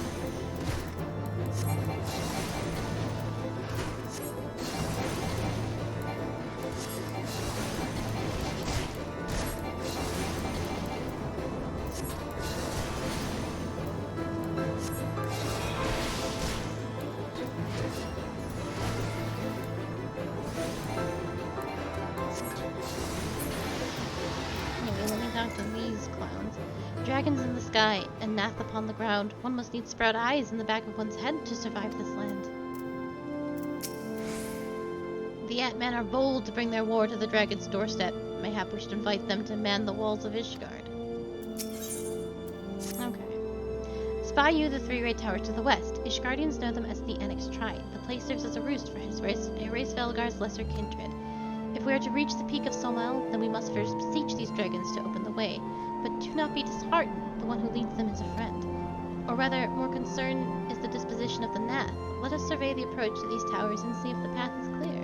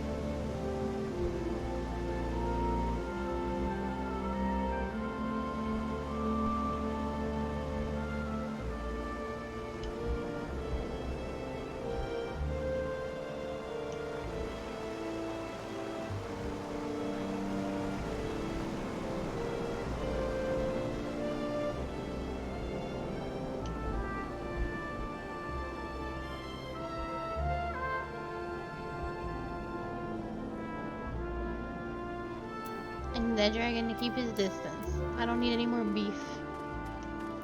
I'm trying to have conversations.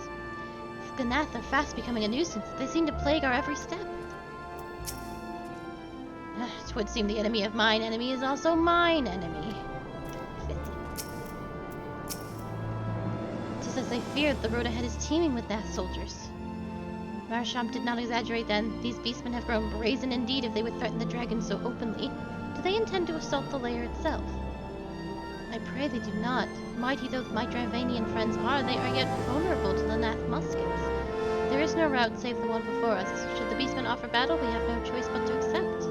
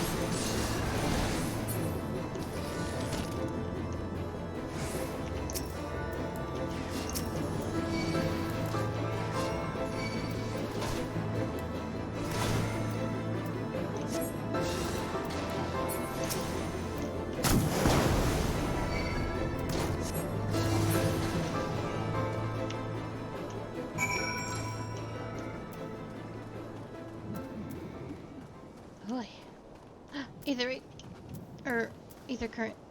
Excuse me. Pardon me. I must grab this. Don't look at me. I simply must get it.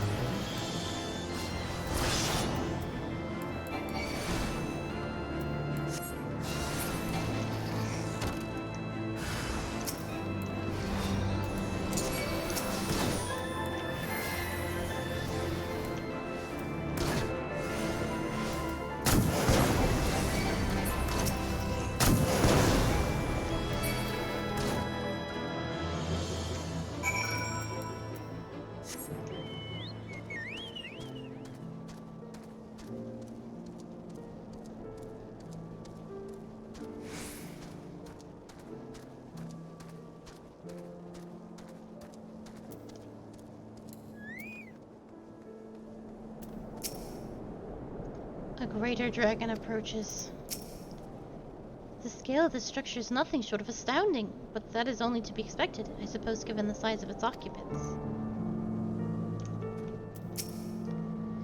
I take no pleasure in killing the Nath. 'Twas to avoid bloodshed that I agreed to join you on this journey. Well, it cannot be helped.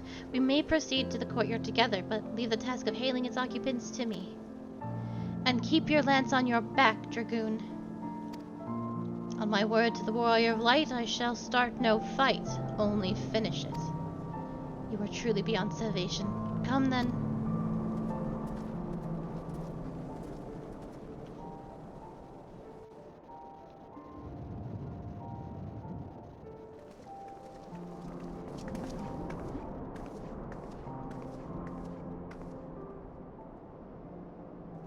Vidofnir!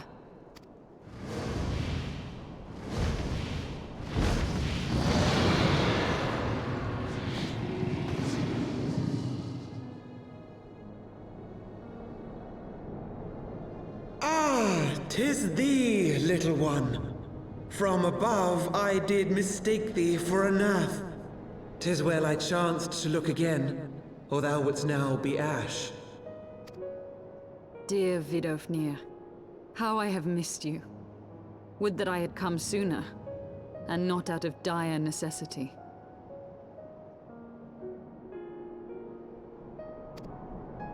Thou art troubled.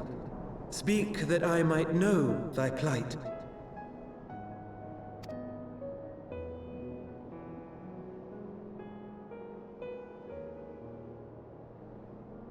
Thou wouldst have father admonish his brood brother.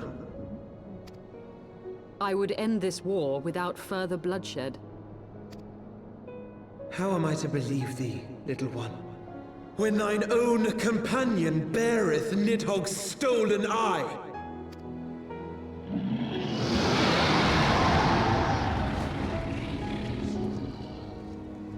Have care, dragon, or I shall gouge out one of yours. Alright. Alright. You forget yourself, sir. We are here on a mission of peace. My sires will forbiddeth me from inviting discord to our home. 'Tis for this reason and no other that thou still drawest breath, knight. Vidofnir, please. We must be allowed to convey our intentions to Reisfelgar in person, with words of our own choosing. Grant us this favor, and open the way to Som Al. Thou hast ever been welcome, little one. But I cannot grant thy wish. I am bound to remain here, and protect my kin from the Nath's god. The Nath have summoned a primal.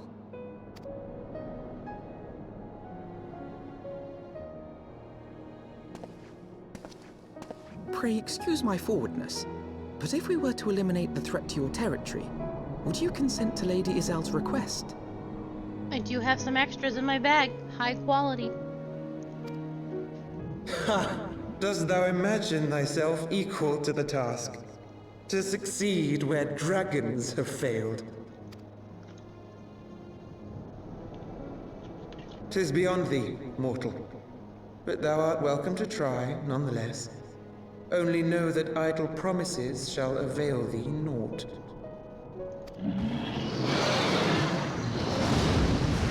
Killing gods is what I do. It would seem we have no choice but to make good on Alphino's offer. Why must our every bid for peace breed yet more war?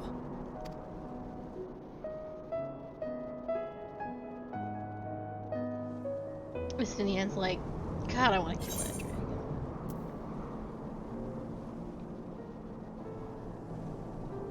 Do I need new dragoon pants? I have no way of knowing. I actually do think my dragoon pants are bad. I think they're still my actual dragon pants. Hold on, I'm about to look very silly.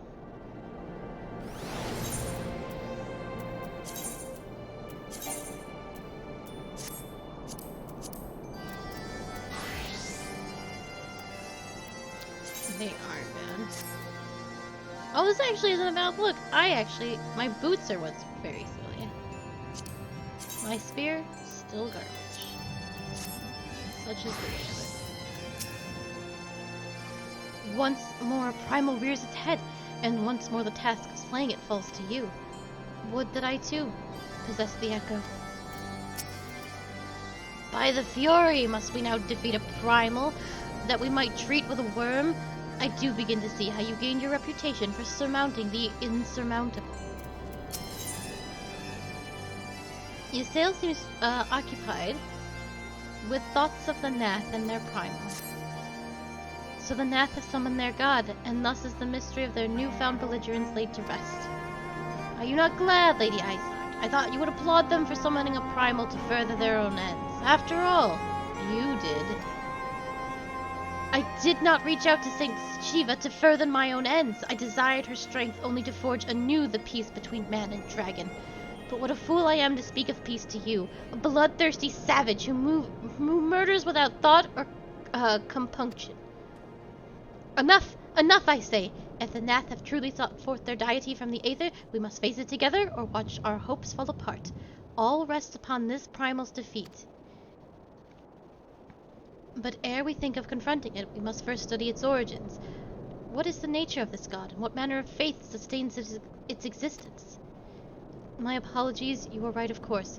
Let us return to Tailfeather and consult with Marchant. He knows more of the Nath and their culture than most.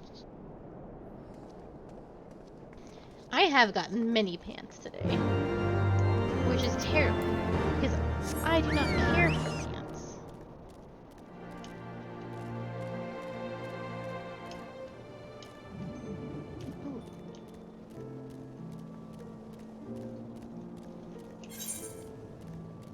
Oh, shoot. Okay, I need to actually go all the way. Oh, actually, I'm being very silly about this. I will simply teleport back. Wait. I almost made a big blunder. There's a stone right there. I'm gonna touch it, and nobody here's gonna stop me. I think I can.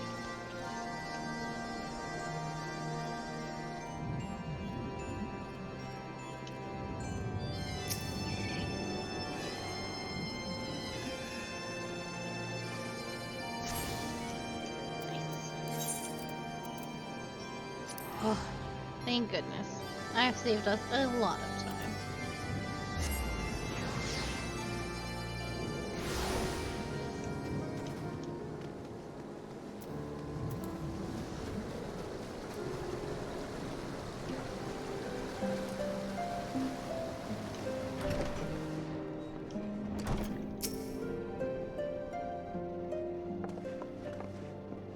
Oh, back already, are we? You met the Nath, did you? And what is it you'd like to... Summon a Primal, you say? 7 hells. Well, I didn't no bugger all about Nath religion, if I'm honest. Beyond their trading habits, they never seemed much point in asking. But it shouldn't be that hard to find out. From time to time, we barter with a small hive to the north and west of here, outcasts of the main tribe, from what I understand. I'd reckon they'd be willing to tell you a bit about themselves if you give them the right incentives. That sounds promising, and what exactly would a Nath consider to be the right incentives? Nothing your average hunter couldn't scrounge up in a day or two, but seeing as you're in a hurry, you might want to divide the chores amongst yourselves. You'll want a good-sized jar of land-trap nectar, a basket of callium tree fruit, and always a Nath favorite, a generous portion of young Naka flesh. I shall gather the fruit. Leaping to the lower branches of the forest giants should prove a present little challenge to me. Then I shall collect the nectar with Master Alphino's arcane assistance. And that leaves to you to bring home the meat. You'll need to carve it from the smaller Nakas that live in the rivers. 3 big hunks should do enough, I reckon. Once you've got everything together, you'll need to set it down in what we call the trading post here. I'll mark the spot on your map for you. You've been most kind, Master Machan. Well then, let us attend to our respective tasks and reconvene at the trading post. I need hardly add the last one to the, last one there is a rotten Naka egg. I've got the worst task. They have given me the worst task.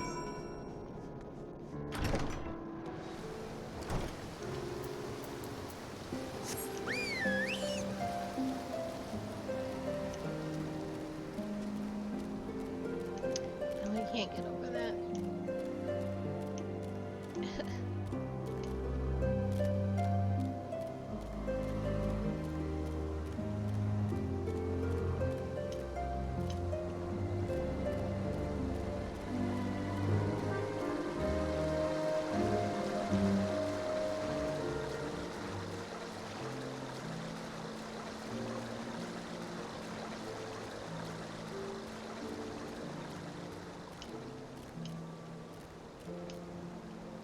I'm also a dragoon.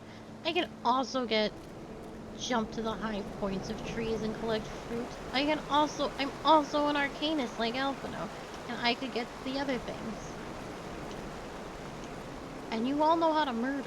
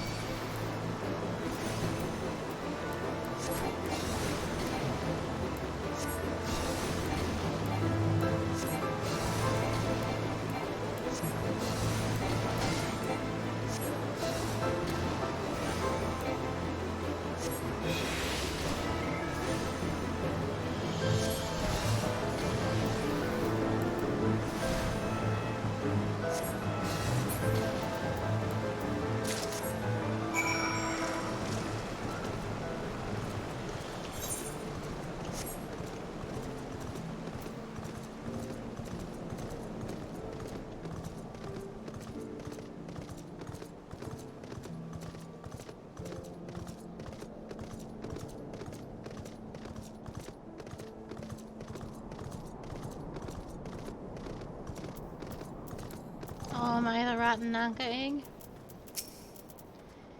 When I set out to master the dragoon's jump, 'twas not to strike fear into the hearts of high-fanging fruit. Master Alphino possesses a rare talent for the arcane arts. Should he continue to apply himself to their study, he would be a formidable mage in time. I was able to gather a goodly amount of nectar from the land traps, though I would not have known how to harvest it without Ysael's help. Do you have the Nanka? Splendid. I shall put this with Justinian's fruit and assemble a suitably gorgeous-looking hamper for the nest.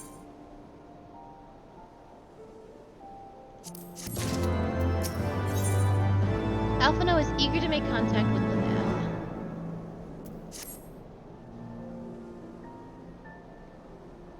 Well, everything appears to be in order. Assuming no one has any objections to my choice of presentation, I shall place our offerings at the trading post as instructed. Where I have the nath, I would think, I would be suitably impressed.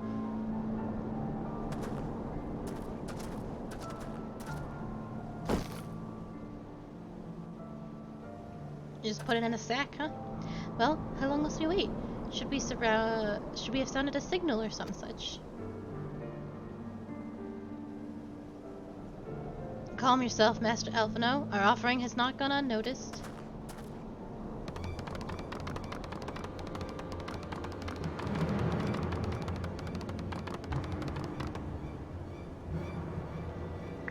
Long has it been since hunters last came to trade, bearing gifts that filled the air with such delightful scents. Landtrap nectar, Kalman tree fruit, and Nanka flesh. What delectable foods you have brought for us. Our meager existence is much enhanced by your bounty. Come, hunters, come to our hive if you would trade. Cramped and stifling our homes are, but the rancid essence keeps the dragons at bay. Cramped, stifling, and horribly smelly. But better to live in stench than be cracked and crunched by dragon jaws, yes? Come, come, it is not far.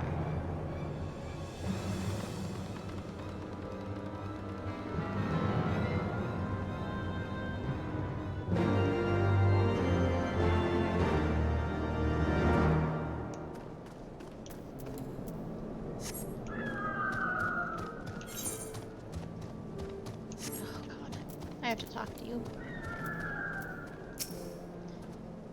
Strangely friendly, are they not? Or mayhap just strange. Can those truly be nath?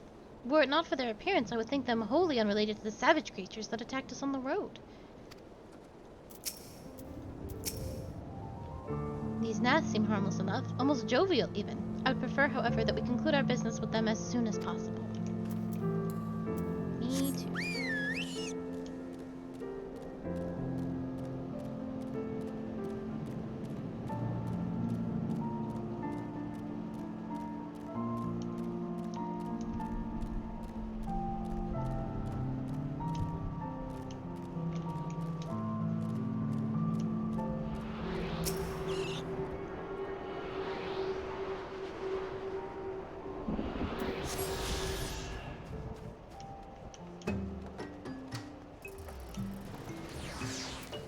This is a cute little hat. Your presence has been announced to the storyteller. You must speak to our chosen leader in words, for we are Vath. We are the non-mind.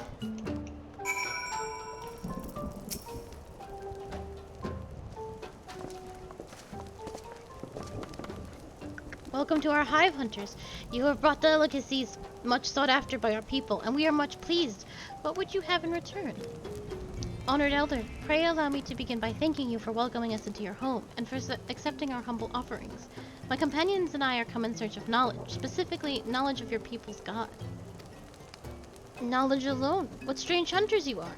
But if it is words you desire, then words you shall have. We are Vath, the non-mind, and to speak is our fate.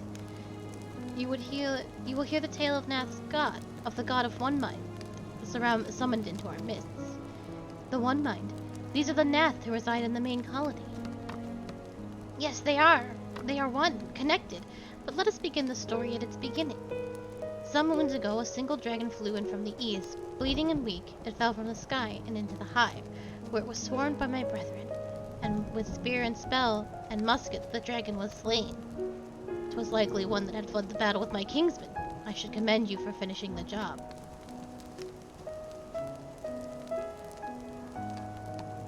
Dragons are fierce and terrible adversaries. The one man would always cower when their winged shadows passed over the ground, but no longer.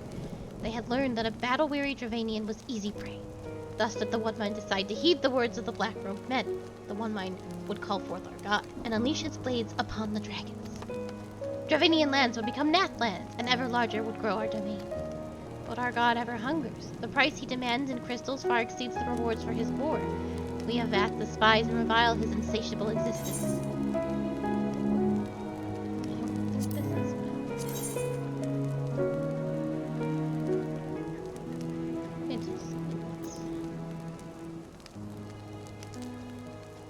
Getting close.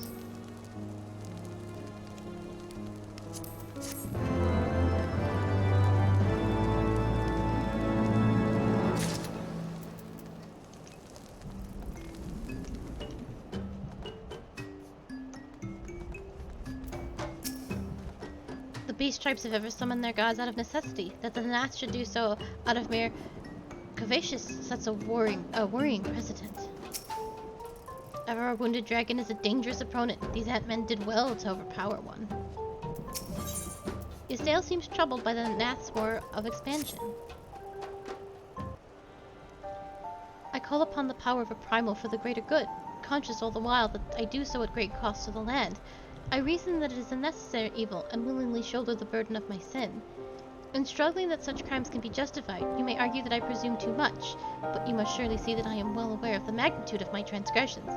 Not so the Nath. They summon their deity for no greater purpose than to expand their domain. As a scion of the Seventh Dawn, one sworn to eliminate the primal threat, the distinction you draw seems questionable at best, but the fact remains that my own grandfather risked unleashing the power of the 12 in an attempt to prevent the calamity. Thus, while I may not condone your actions, I at least understand them. Not so the Nath, as you so rightly put it. If they truly seek naught but territorial gain, I can only conclude that they are ignorant of the ruinous consequences of their god's insatiable appetite. The longer the primal is suffered to exist, the greater the suffering it will cause. It must be destroyed. How lightly you propose the destruction of this god, Master Elfino, a being of whom we know not. Has it occurred to you that you may be sending the Warrior of Light to her death? No, You have the right of a Destinian. 'Twould seem it is I who is guilty of presuming too much. Pray forgive me, Akali. I do not fear my duty. Wait, Akali. Akali need not face this alone. Like her, I am blessed with the Echo's protection, and may do battle without fear of primal influence. Let me bear this burden. Do you truly imagine yourself a second Warrior of Light? Remind me how many primals have you... Oh. Ha! Do you truly imagine yourself a second Warrior of Light? Remind me how many primals have you faced, my lady? Not that it matters. We know not where this god resides or how to challenge it, unless you mean to pray until it appears. Stinian makes a valid point. Let us speak with the Vath and learn how best to secure an audience with their deity. In this, at least, I may be of assistance.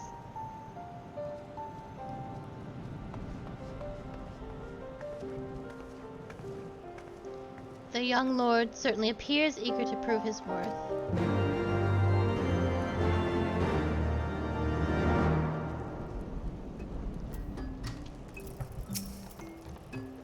We are Vath. We are non-mind. We do not hear One Mind's thoughts. We cannot predict their will.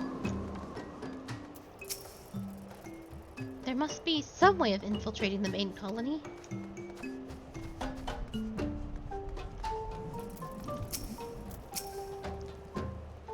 Put this idea from your minds, generous hunters. If you meet with our god, then he will have your souls. Surely you are not so generous as that. You wish to meet our god.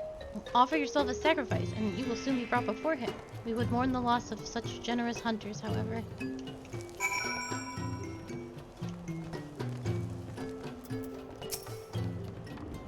You are very generous hunters, yes? Many gifts you have brought, but not enough for all Vath to enjoy. Maybe you could bring us just one more?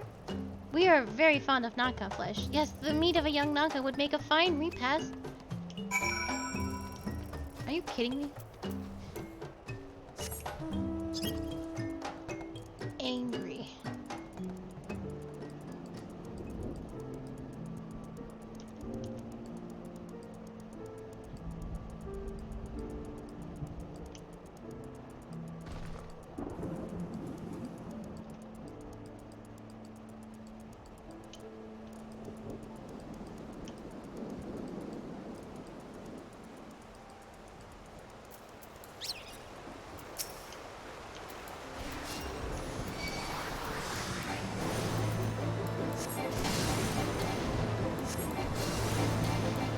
The bunny?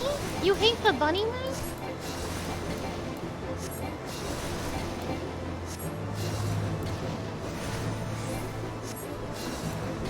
That is a bunny. It's a springin'.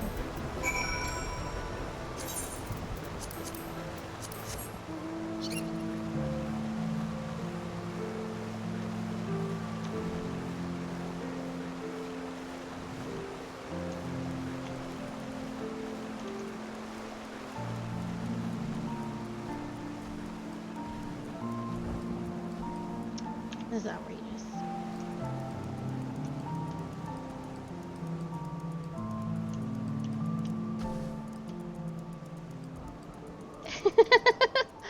But he's so adorable. Look at him. He's so happy. Look at his little legs.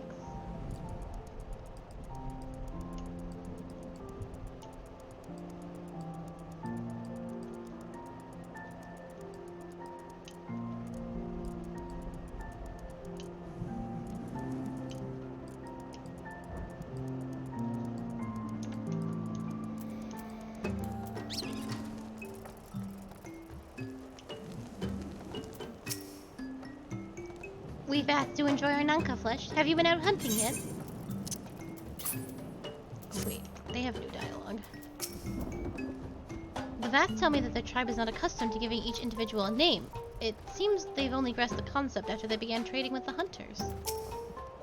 For once I am in agreement with Dragoon. Speaking with these beastmen is an exercise in frustration. And what has that to do with their primal or their faith, Master Alphino? Let us glean the information we require and be done with this place. Here's your meat. Another gift for the Vath, so unexpected. Yes, yes, you will have more of the words you strange hunters long for. Listen now. The senses of the one-minders is meshed over the overmind. What one sees, all see. What one feels, all feel. Alert a single Nath and the whole hive is alerted. To reach our god undetected is all but impossible. The Vath are wont to allude to certain concepts without explanation, but I believe I am beginning to grasp a few of the fundamentals.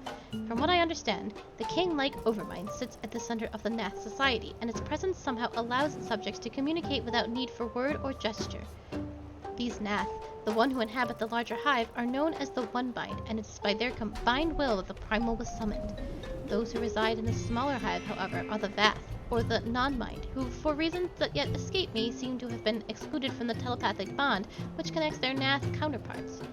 Thus are the Vath ignorant of the One-Mind's thoughts and intentions, and of the nature of their own god. In summary, we have wasted our time. Not so.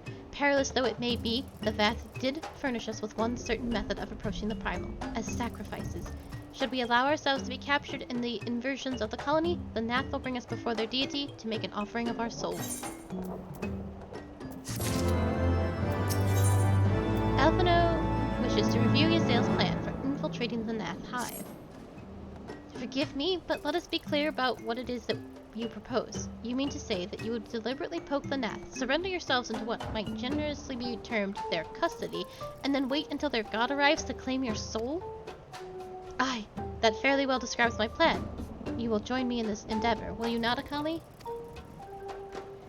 Judging by the great risks you took to prevent the summoning of Saint Shiva, you are not a woman to err on the side of caution. Would that I could fight at your side, warrior of light, but the power of the dragon is no protection against primal influence. Holy shit. But the power of the dragon is no protection against primal influence. Forgive me, but I must remain here with Master Elfino.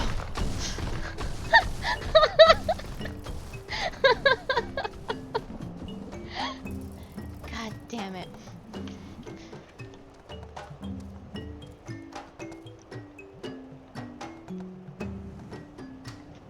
That was very funny.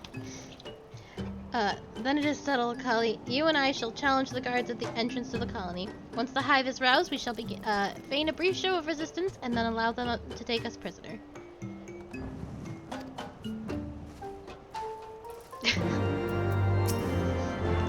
I would be curious to test my lance against the beast tribe's god, but I cannot risk falling under its sway. Tell me of the battle upon your return, warrior of light.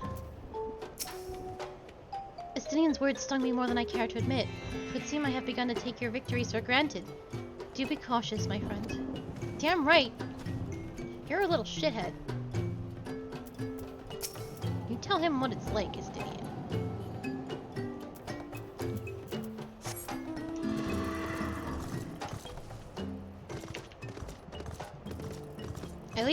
At least it's all starting to come together for him. What the hell is happening over here?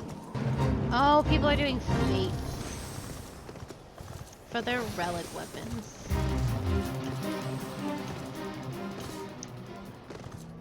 I don't have to do that part anymore. I just saw all sorts of lights. I was like, what? In Dravania? Yeah, and to be fair, it's technically a sales plan.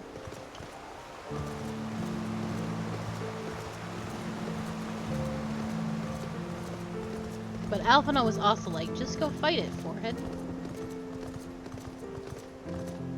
And then Estinian was like, what the you can't just ask her to do that. You don't know what she's facing.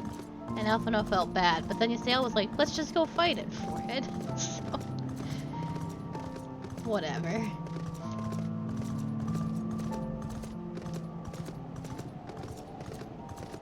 And Estinian was like, I also want to fight it, but I cannot.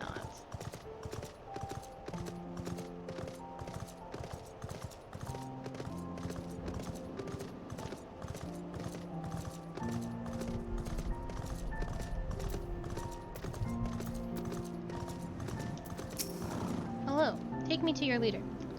Intruders, your lives are forfeit.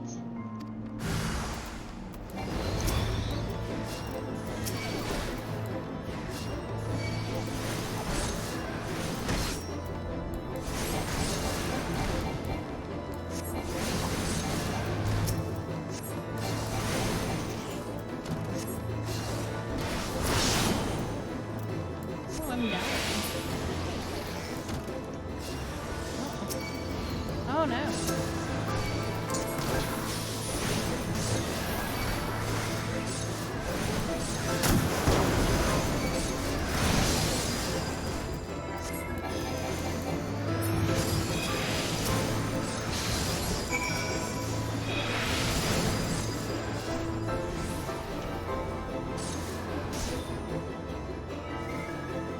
Oh, your sales done.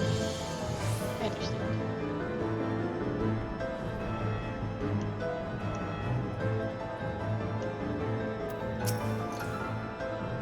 The Overmind must not be aware of our intrusion. Oof, what a dick. The Overmind must now be aware of our intrusion. Let us press on into the hive so that we might have our host's undivided attention.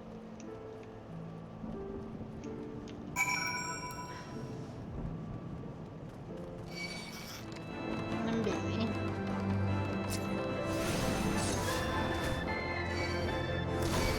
I actually might have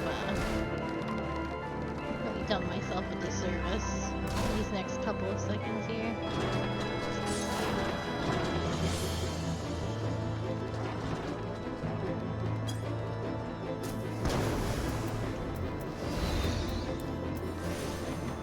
Oh good, they didn't follow.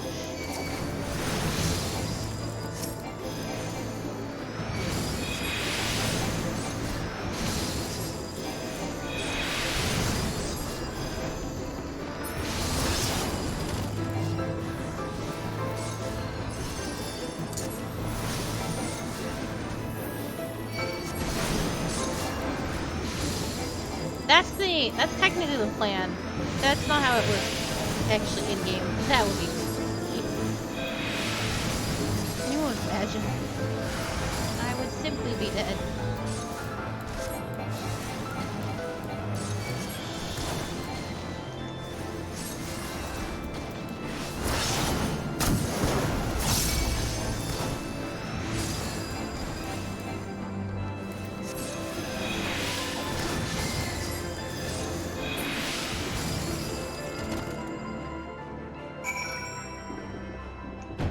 Alright, bye, Sam. Don't touch, don't look.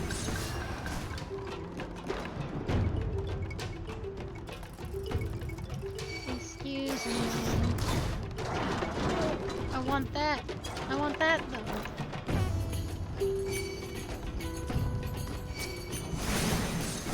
Here comes some problems I've created.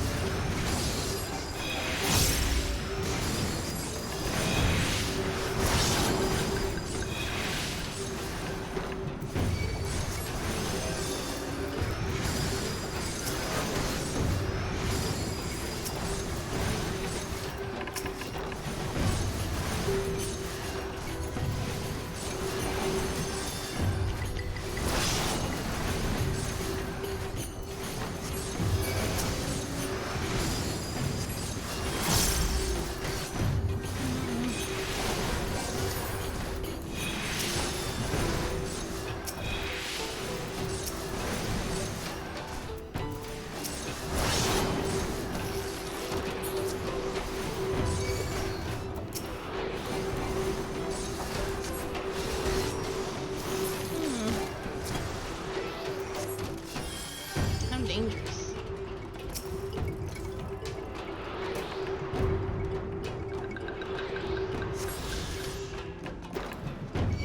Damn it. Please leave me alone.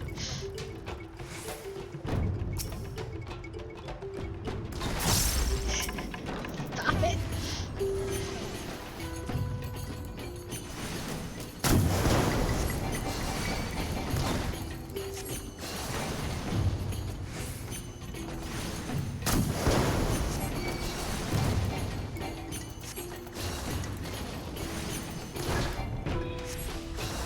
I should have just put him to sleep and went on my way.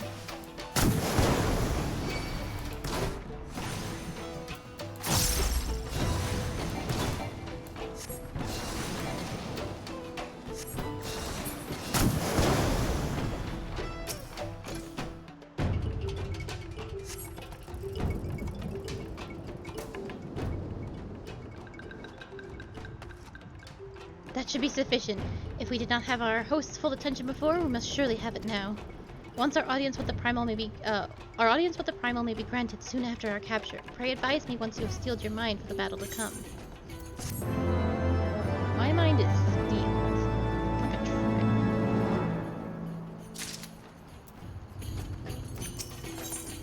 Ysael awaits an opportunity to surrender to the nest. You are prepared then.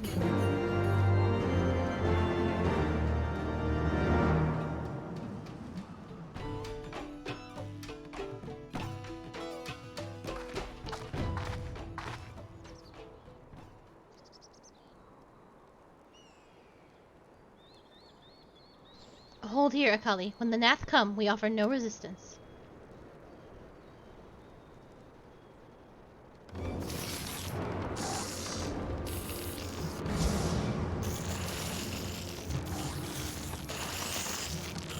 Surrender, intruders! There is no escape!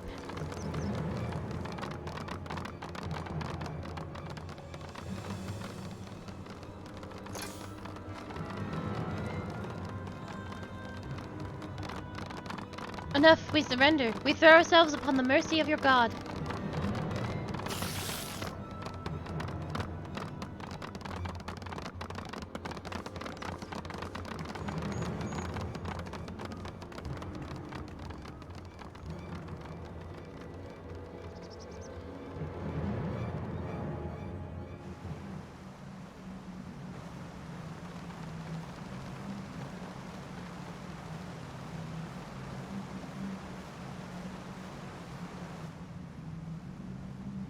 They seem eager to proceed. Good. When they take us before their lord, pray leave matters to me. If what I know of summoning rituals holds true, I shall be well placed to act. Mark the sound of the river rushing through the ravine behind us. It's passing loud, is it not? I imagine the noise would serve to mask our escape should we need to withdraw temporarily. But you are prepared, are you not? I do hope so. If we were to be dragged away for sacrifice while you were haggling over the price of potions, I should not be amused.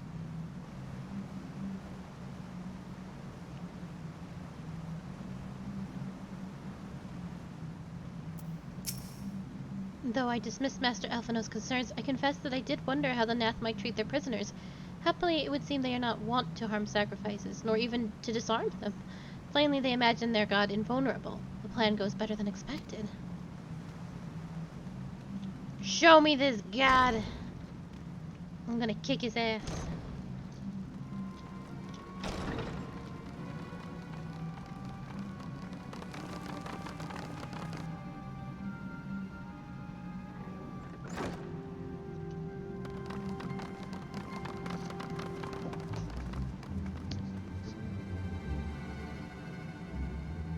Now we have but to wait.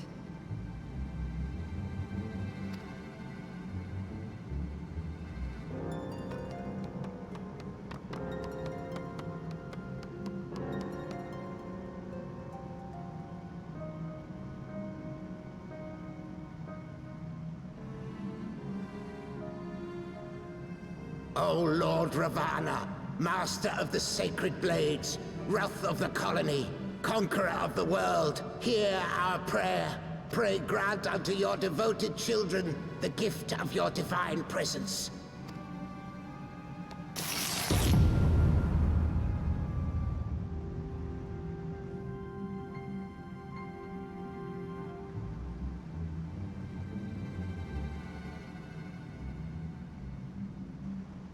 He comes.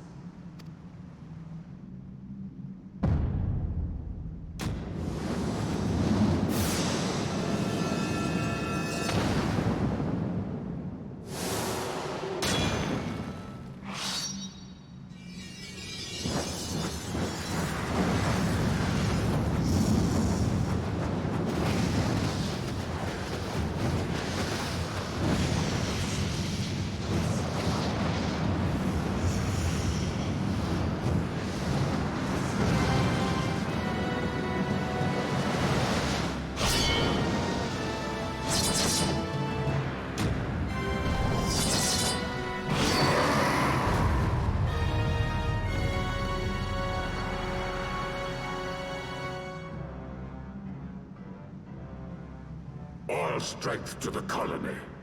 Speak and I shall listen. O glorious General, we have captured intruders and would make unto you an offering of their life's blood. These feeble fleshlings dared to invade Nathlands. Hear me, Lord Dravania. My companion and I did not come to contest your children's territory. We wished only to learn the reason you wage war against the dragons.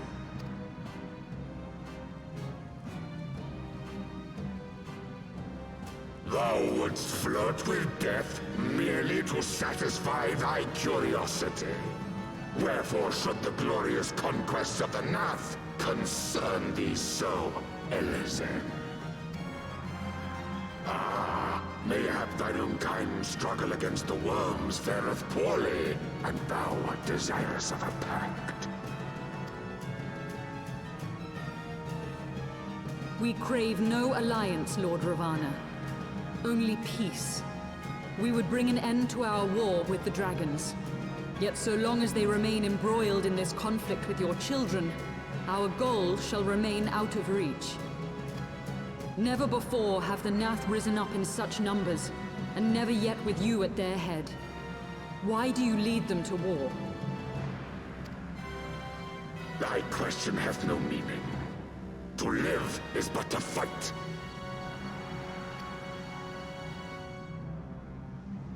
Long have my children waited, gathering their strength in the shadow of thy ceaseless conflict. Nath would see the Dravanians slain, and their territories secured. And by such fervent prayers am I now given form and purpose.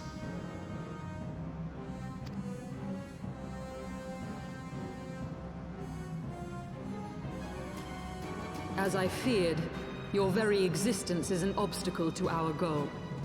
Since you are so fond of fighting, we challenge you, Lord of the Nath.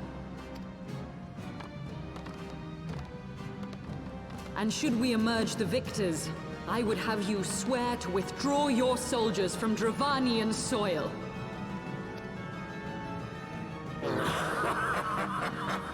Thou art bold indeed, to risk thy fleshy hide so readily. Very well. I, Ravana, fourfold Master of the Blade, do accept thy challenge. But should I emerge the victor, I would have thee swear to serve in mine army till thy last breath is spent. Do you accept? Yes.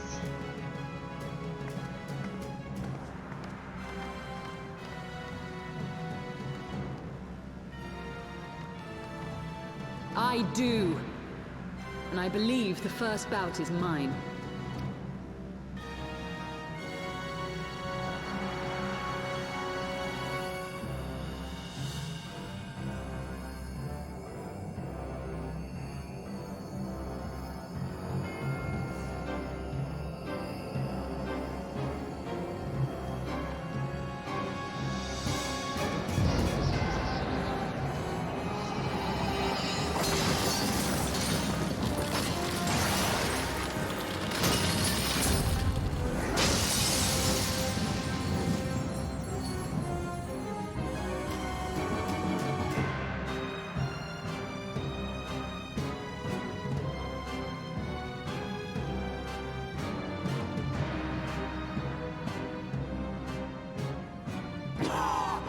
What is this? A god clad in flesh? Is aught amiss, my lord? Thou wilt not break thy word, I trust.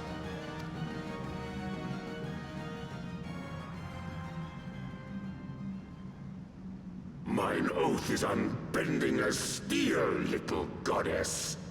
Thy ruse will but add to mine enjoyment.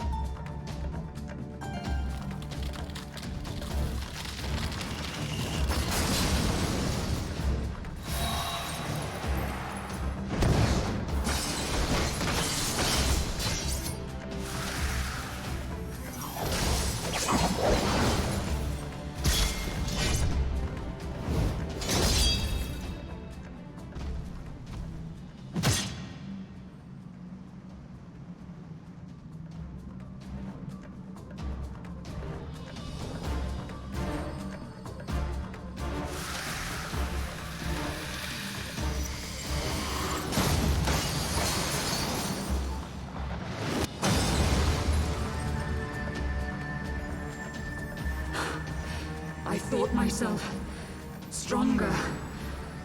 Mayhap with more crystals?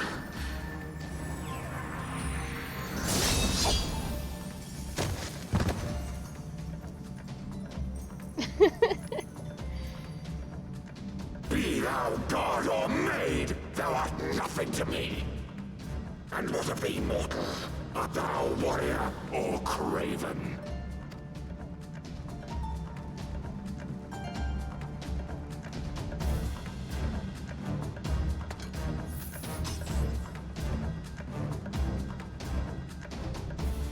A warrior, then?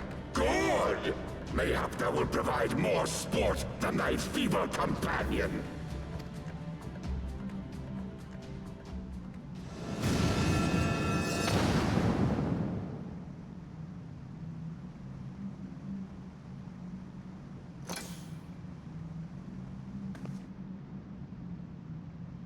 Congrats on beefing it, Ysael.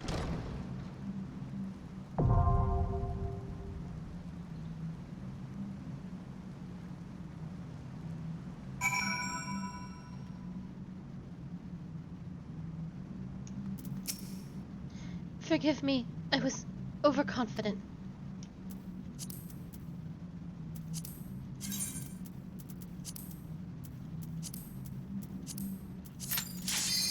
Oh shit, hell yeah. 2 seconds, let's go.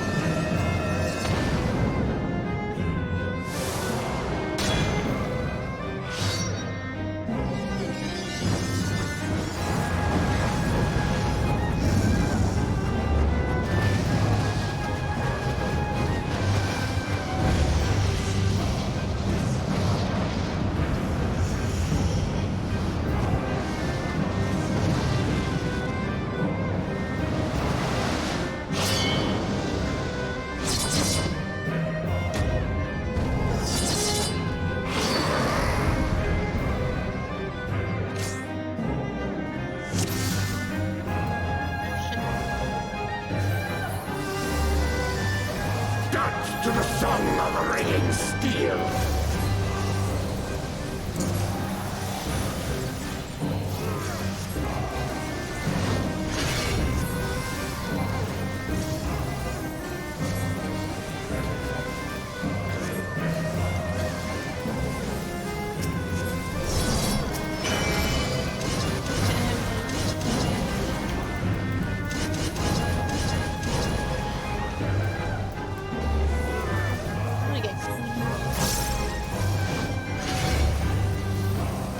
Furious as a blaze!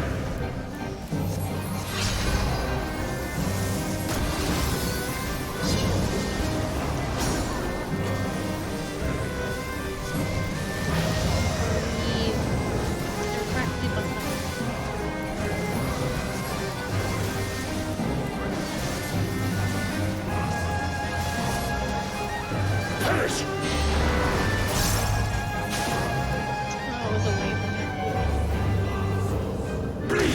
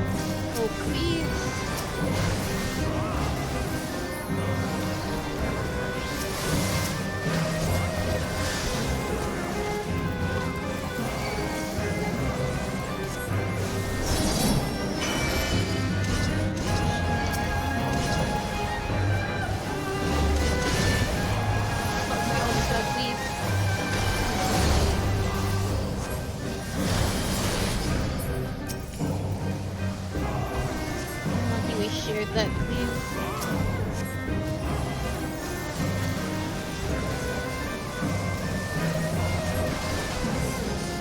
Prepare thyself! Rejoice in the glory of combat!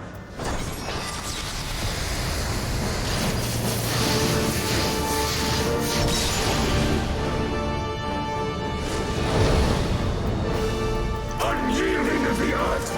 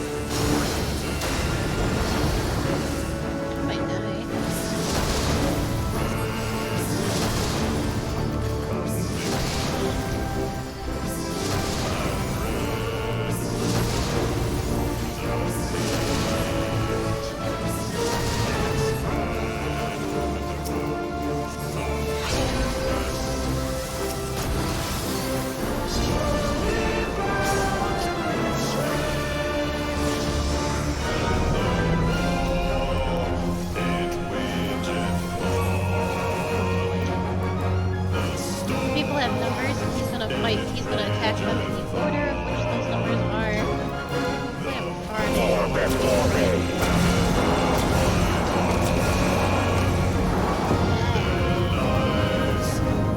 Feel my grace.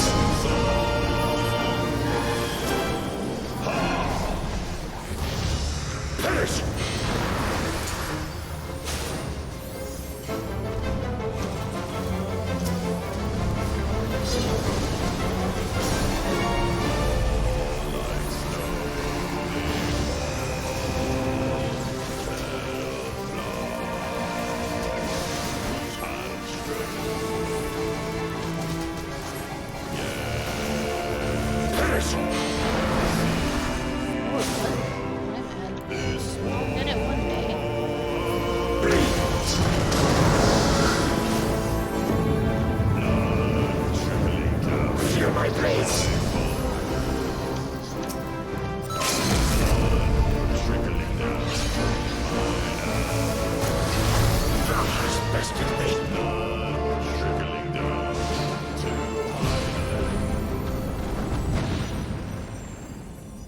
Thus does the sacred rite of combat proclaim the victor. I lay my blades at thy feet, child of man.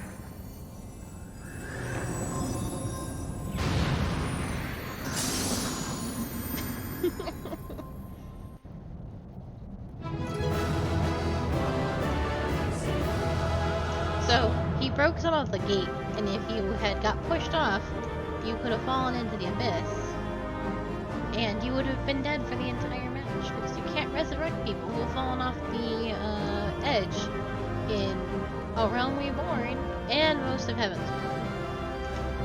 I did that my very first time. I even read, because I was so nervous about doing this my very first time, I was like, okay, he's gonna break the gate, and if you fall, you die forever. And he broke the gate, and the first thing that happened to me was, I fell. And I just sat there with my hands over my face, unable to contribute to the entirety of the match.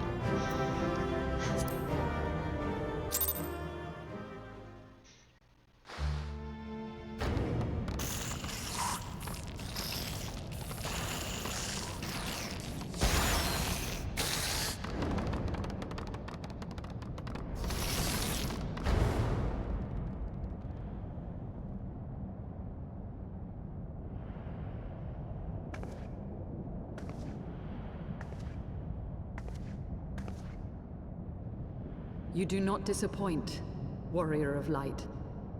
Would that I had your skill in battle. I do begin to see why so many place their faith in you.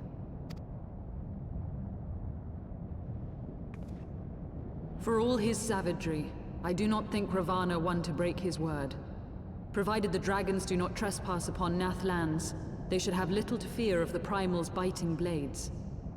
We have done well, have we not? Come, let us return to Vidofnir and share these glad tidings.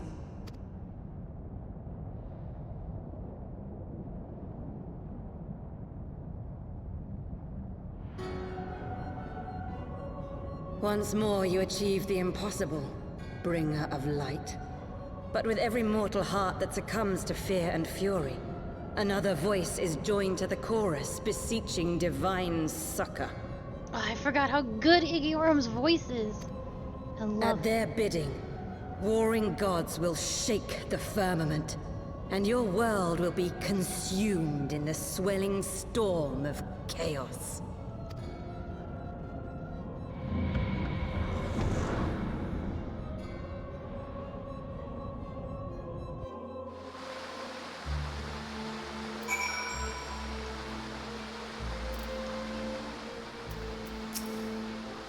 Never since we first fought have I seen you draw upon the full extent of your power, and never from afar till this day. You were a marvel to behold, Akali. Well, 'tis time we rejoined our companions. They will be eager to hear the tale and to continue our journey.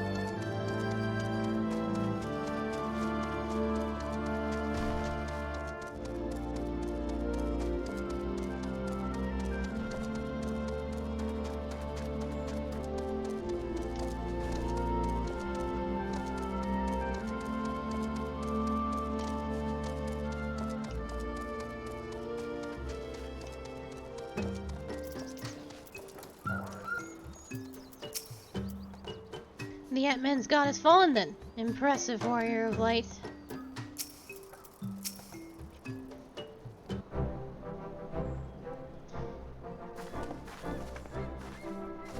Akali, it is so. Thank the 12.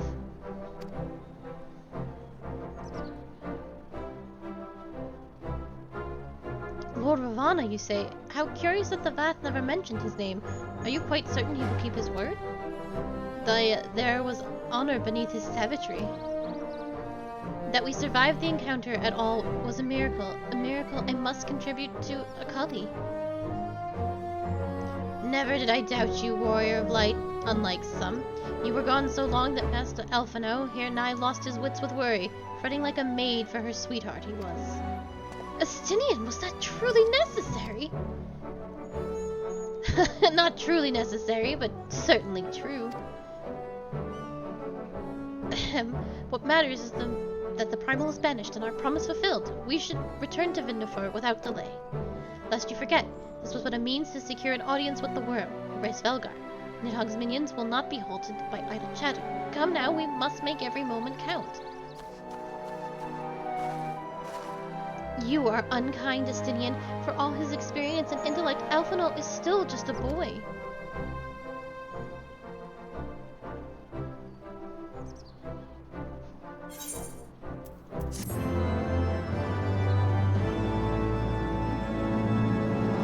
He's just a little lad. You should have seen the boy fretting. 'Twas a sight to behold. Tease him no more. Master Elfino is to be applauded for his sense of responsibility. Given his years, 'tis wonder the burden weighs heavy upon his shoulders.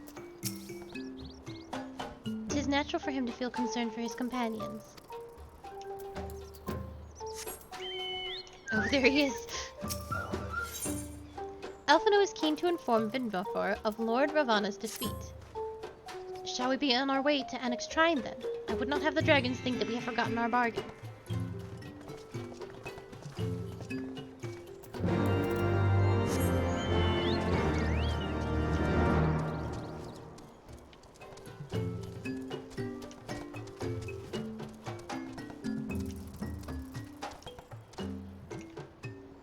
Is there a better way? Yes, there is.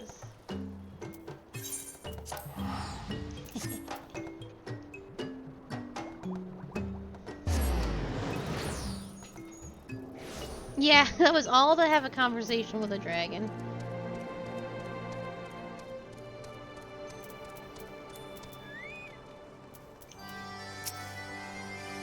Will the dragon now honor her word? That remains to be seen. Vindvafor will be pleased to hear Lord Ravana's defeat and of his pledge to recall his soldiers. You should be the one to break the news. The victory was yours after all.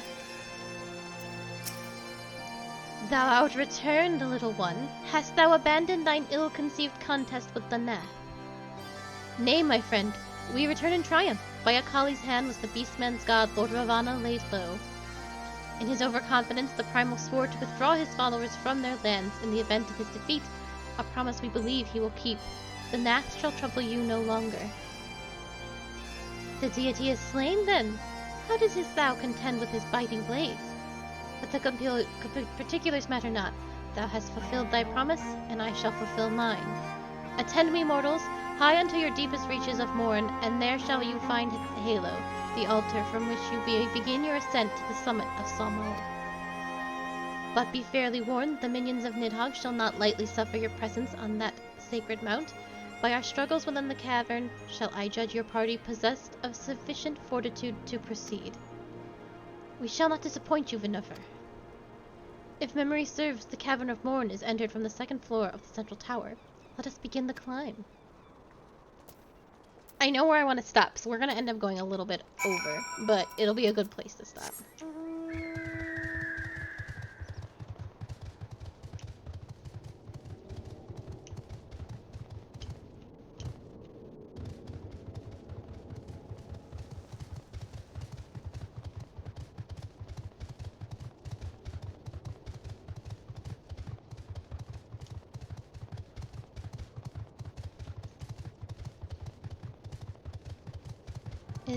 Did I miss something? No, I didn't.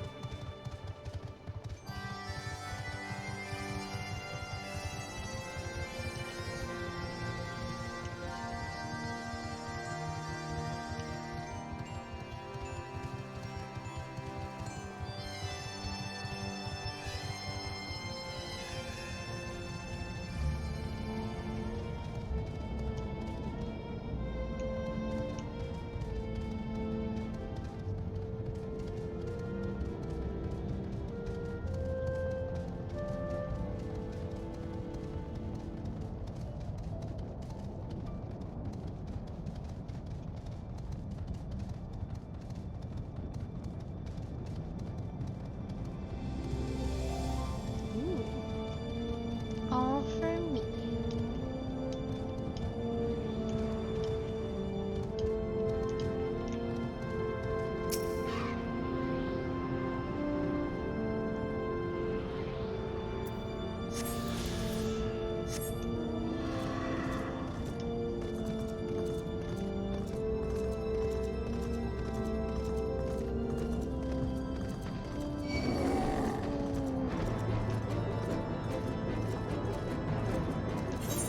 White mage quest out here somewhere?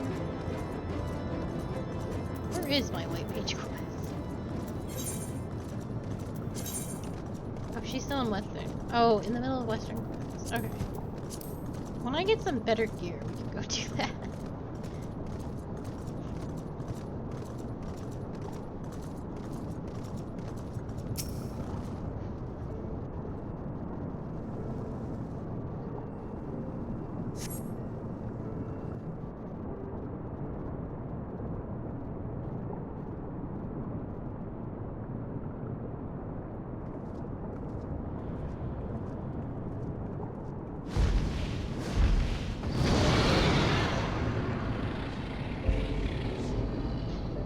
Well done, little one. As promised, I shall open the way to Som Al Summit for thee and thy companions.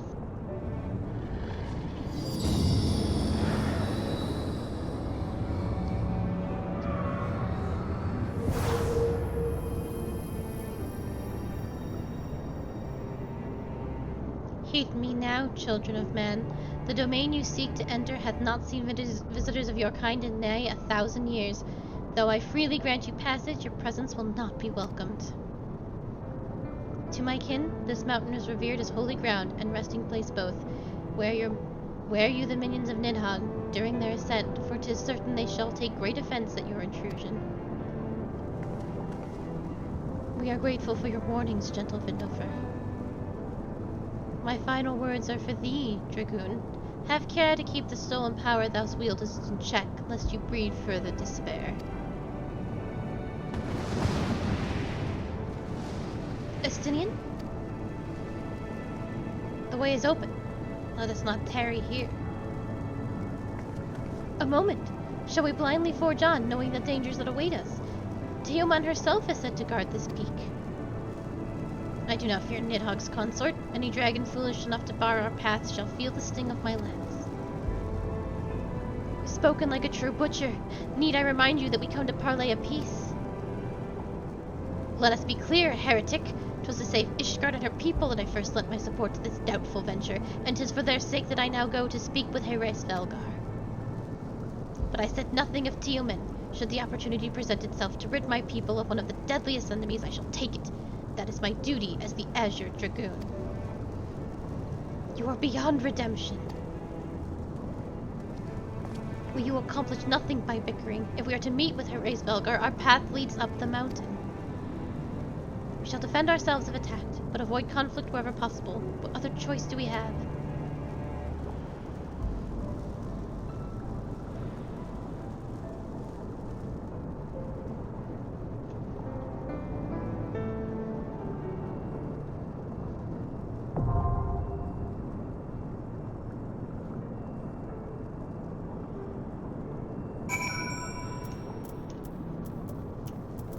Are we all feeling grumpy-wumpy?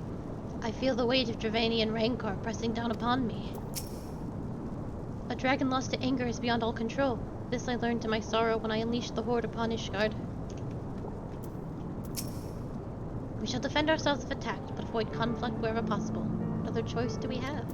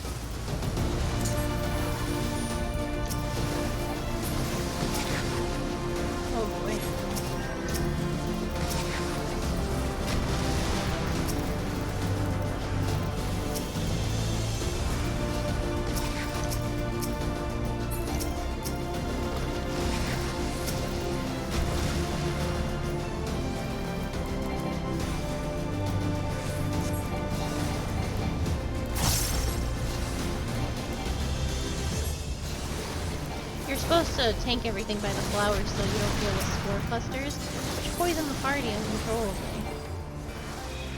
But here we are.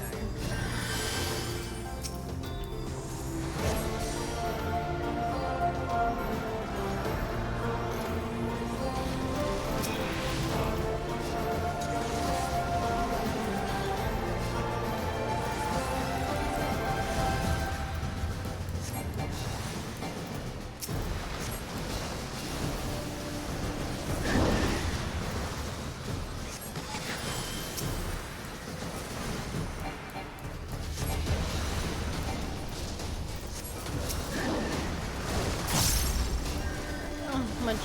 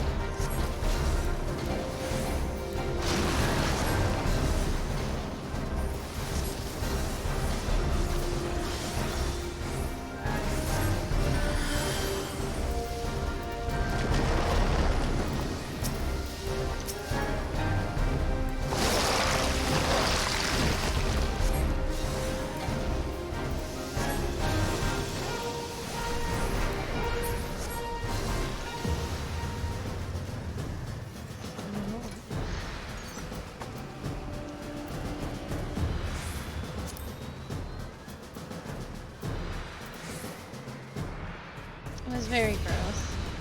That was not the most offensive thing that happened, though. I do believe this tank is new to tanking. No, you're an ex-Arctic deer. What is actually happening? You're just, I suppose, choosing to tank them.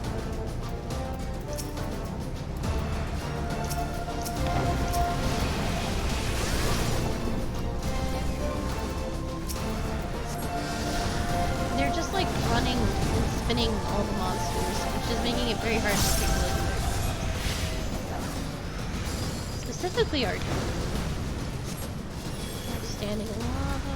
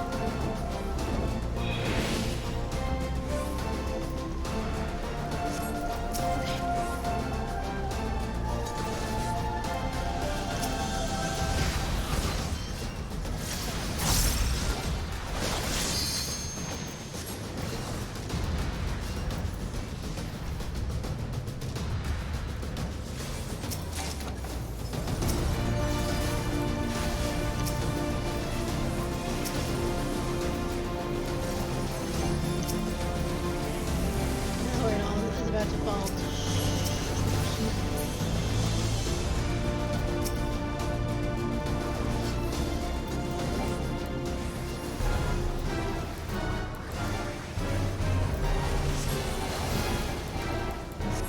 No turning the boss. Why?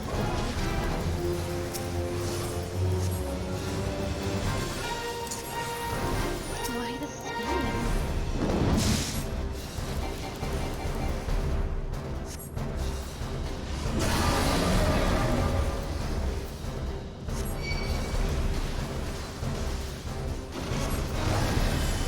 Okay, so he's created slimes.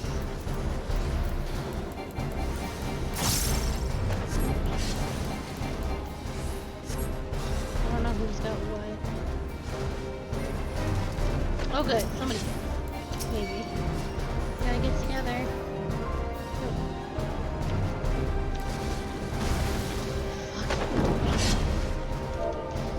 Blue means wait. Red means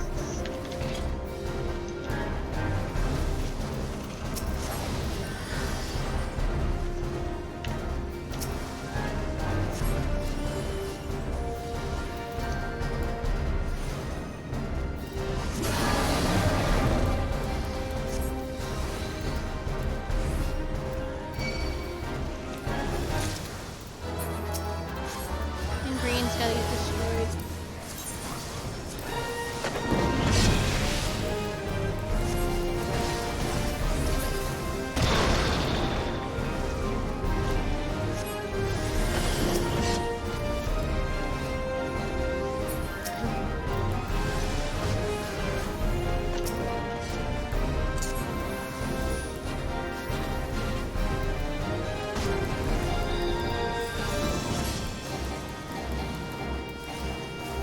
Nice deck. Fucking hell, dude. I saved that man's life.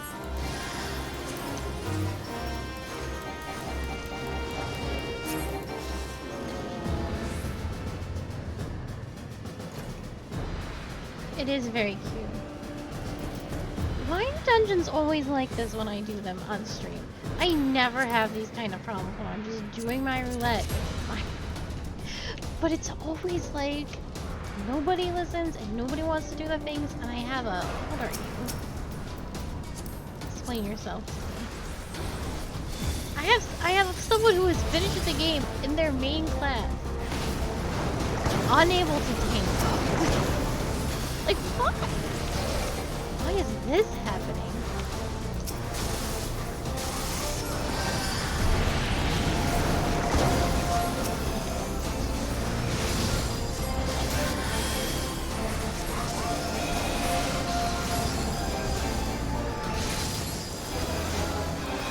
But there's just like, so there's things you do when you tank that are just like standard. So you have to turn them, you grab the boss, you turn them away from everybody, or people get cleaved. And cleaving at any level can wipe your entire party. And then you don't spin the boss like they've been doing, because it'll, District Moon has positional that they have to do. They do more damage if they hit the boss a certain way. When you spin the bosses, it's like, they can't do the damage that they need to do. And that's not, oh, new content or old content. That's basic, like, tanking 101. Not standard.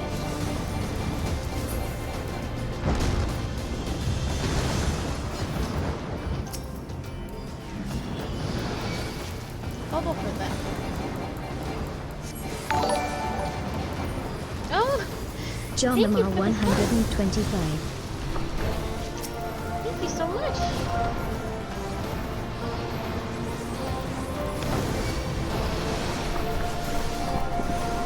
Oh, thank you. I feel so bad. I've been bitching about things.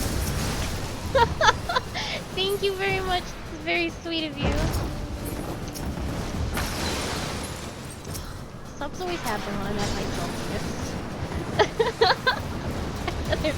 Goodbye.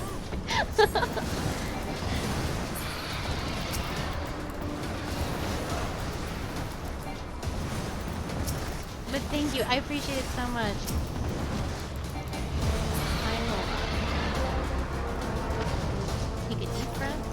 not get mad at this tape when we wiping this off. Just a deep breath.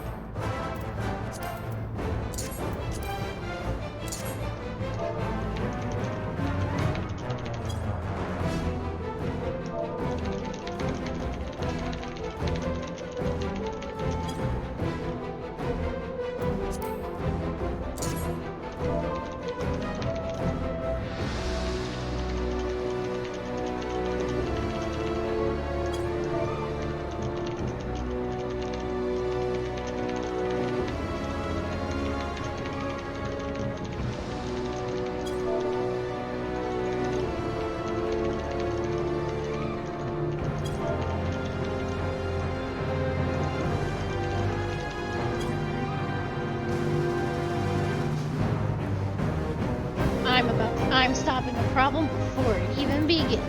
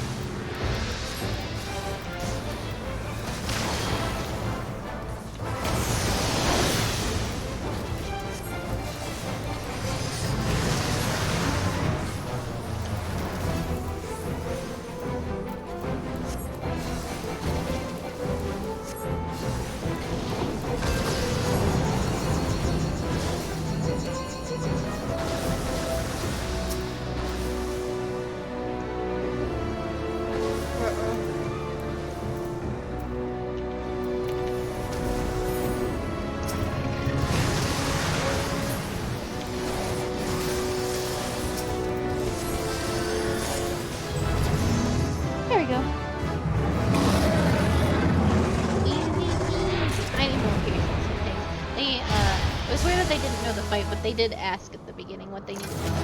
And I was like, I got you. Oh, if you don't know what to do, all you gotta do is ask. See.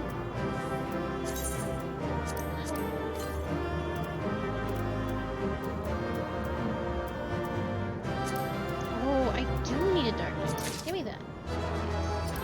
I'll take that as well. Thank you very much.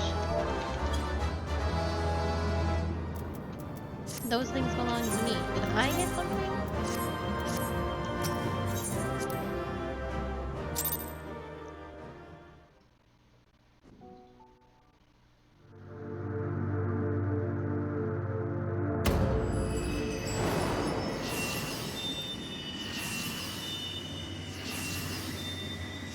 It's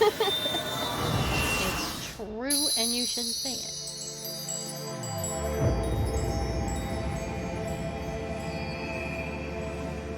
All my magic crystals coming back to life.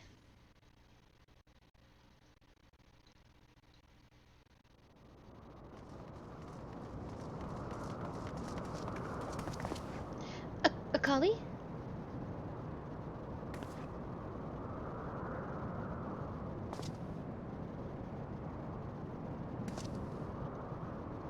Twould seem Tailman was the last. I sensed no other dragons nearby.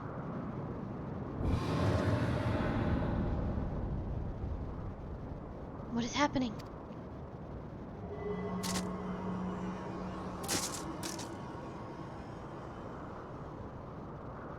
Nidhogg, he roars. He knows we are here then. His fury, it bleeds through the eye.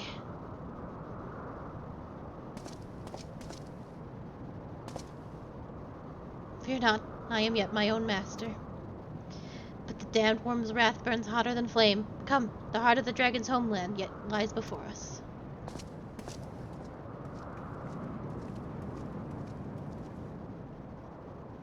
Thus do we add another link to the chain of vengeance. Oh, Saint Shiva, when will it end?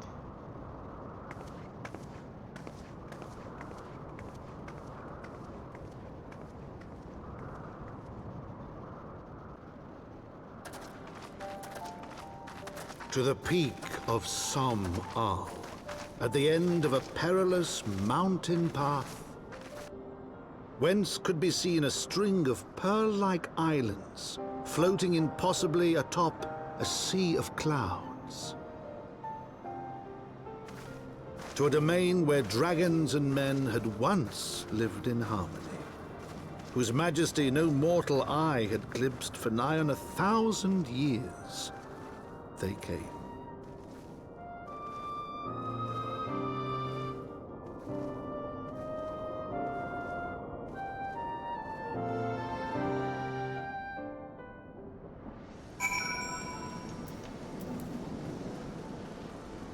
We are almost done. I know we're quite a bit over, but I know a really good stopping point, and I do want to hit it.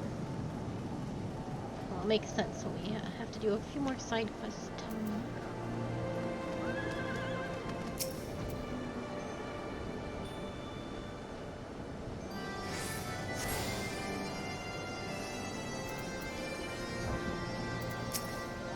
I feel the worm's anger. His lair is not far at all. We stand within the sacred homeland of dragons, beneath the sky that is Svalgar's domain. Our quest nears its end, Akali. We have reached it at last, the peak of Somal. It is said to be the highest mountain in all of Eorzea, you know. I thought it cold in Kurthus, but the air here carries the chill of 12 winters.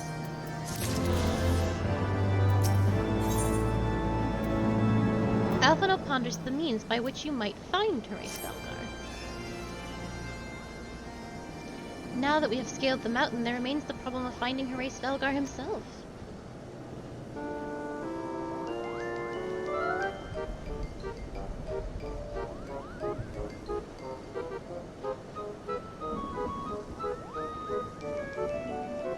What manner of creature is that?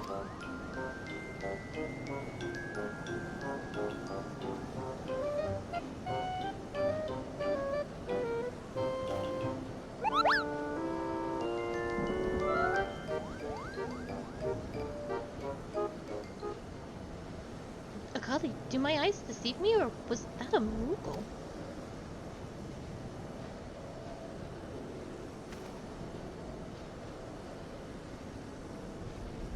It was my understanding that they dwelled only in the 12th Wood. I certainly never expected to see one in the churning mists. If the Moogle does live here, however, he may know where Horace Velgar makes his lair.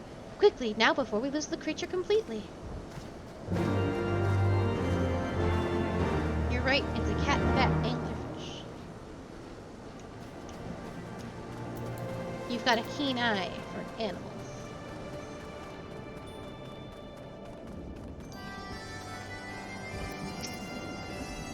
Ah, he's gone! Akali, we must widen our search.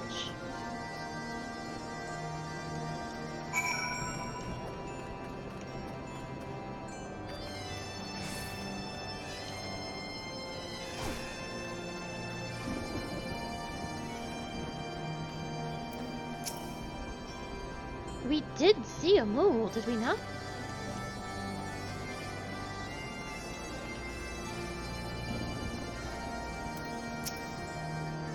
Where could he have gone?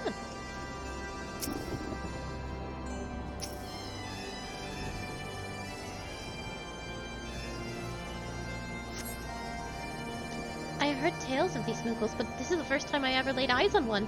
They are rather adorable, aren't they? What? Why do you stare at me so? Can I not find a creature adorable? My heart is not truly made of ice.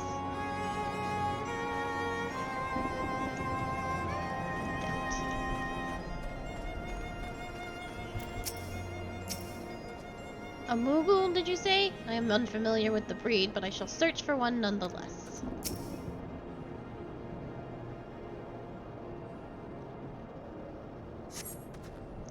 I see no evidence of this Moogle of yours. Are you certain it wasn't a trick of the light? Perhaps it was simply one of those strange plants shifting in a breeze.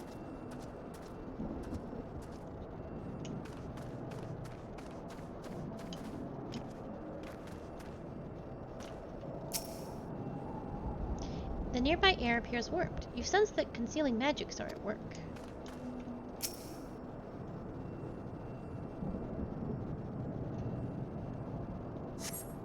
There is no sign of a Moogle in the area. Oh, I have...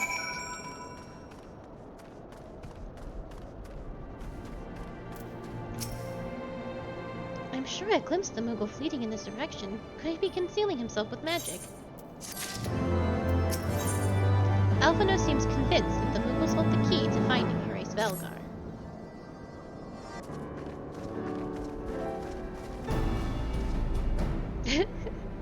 Confounded! Could we but enlist the aid of one of the local Moogles? I'm certain Horace Velgar would not elude us for long. Though the eye enables me to sense the presence of dragons, I can only identify Nidhogg's with any clarity. We could wander the mist for days and not know if we are any closer to his brood brother. And those are the days we cannot well afford to squander. Shall we divide our forces then? Lady Ysayle, might I ask you a question? Any dragons with whom you judge it safe to approach? I shall try, yet I fear the influence of Nidhogg's rage may render most of the Dravanians in the area deaf to reason. And what of you, Master Alphino? I have not yet given up on the Moogles. Akali, come with me to Dravania. I mean to petition the aid of the Moogles kin in the Twelves World. After the business with Mongol Mog, I dare say they will be glad to help us. Assuming you have no need of me, I shall remain here. Nidhogg senses both the loss of his consort and the coming of the Eye, and his attention is firmly fixed in this direction. I mean to do what I can to hold his gaze, in the hope that it might delay any action against Ishgard. Thank you, Estinian. Come then, Akali, let us make haste for Gridania and rendezvous at Nalfaka's altar. But I neglected to tell you. There is an aetheryte of ancient construction here, which should take the rest of the journey rather less odorous. Pray do not forget to use it. Already done, little man.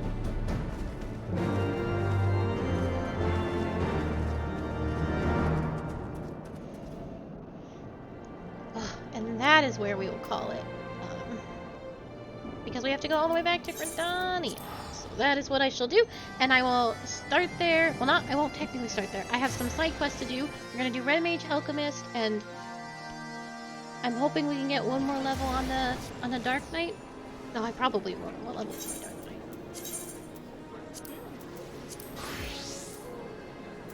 Maybe I can get on one more level on it tomorrow. So, That is indeed the plan. Thank you so much for being here and sticking with me till as I went over. I will be back with more Final Fantasy XIV at 5 p.m. EST tomorrow. So I hope to see you there. If you are looking for the beginning of this series and how this all started, you can find that on YouTube. And you can also find my Discord and my Twitter linked with that in my About page. Thank you again for being here. I hope to see you tomorrow. But have a lovely evening. Until then, goodbye.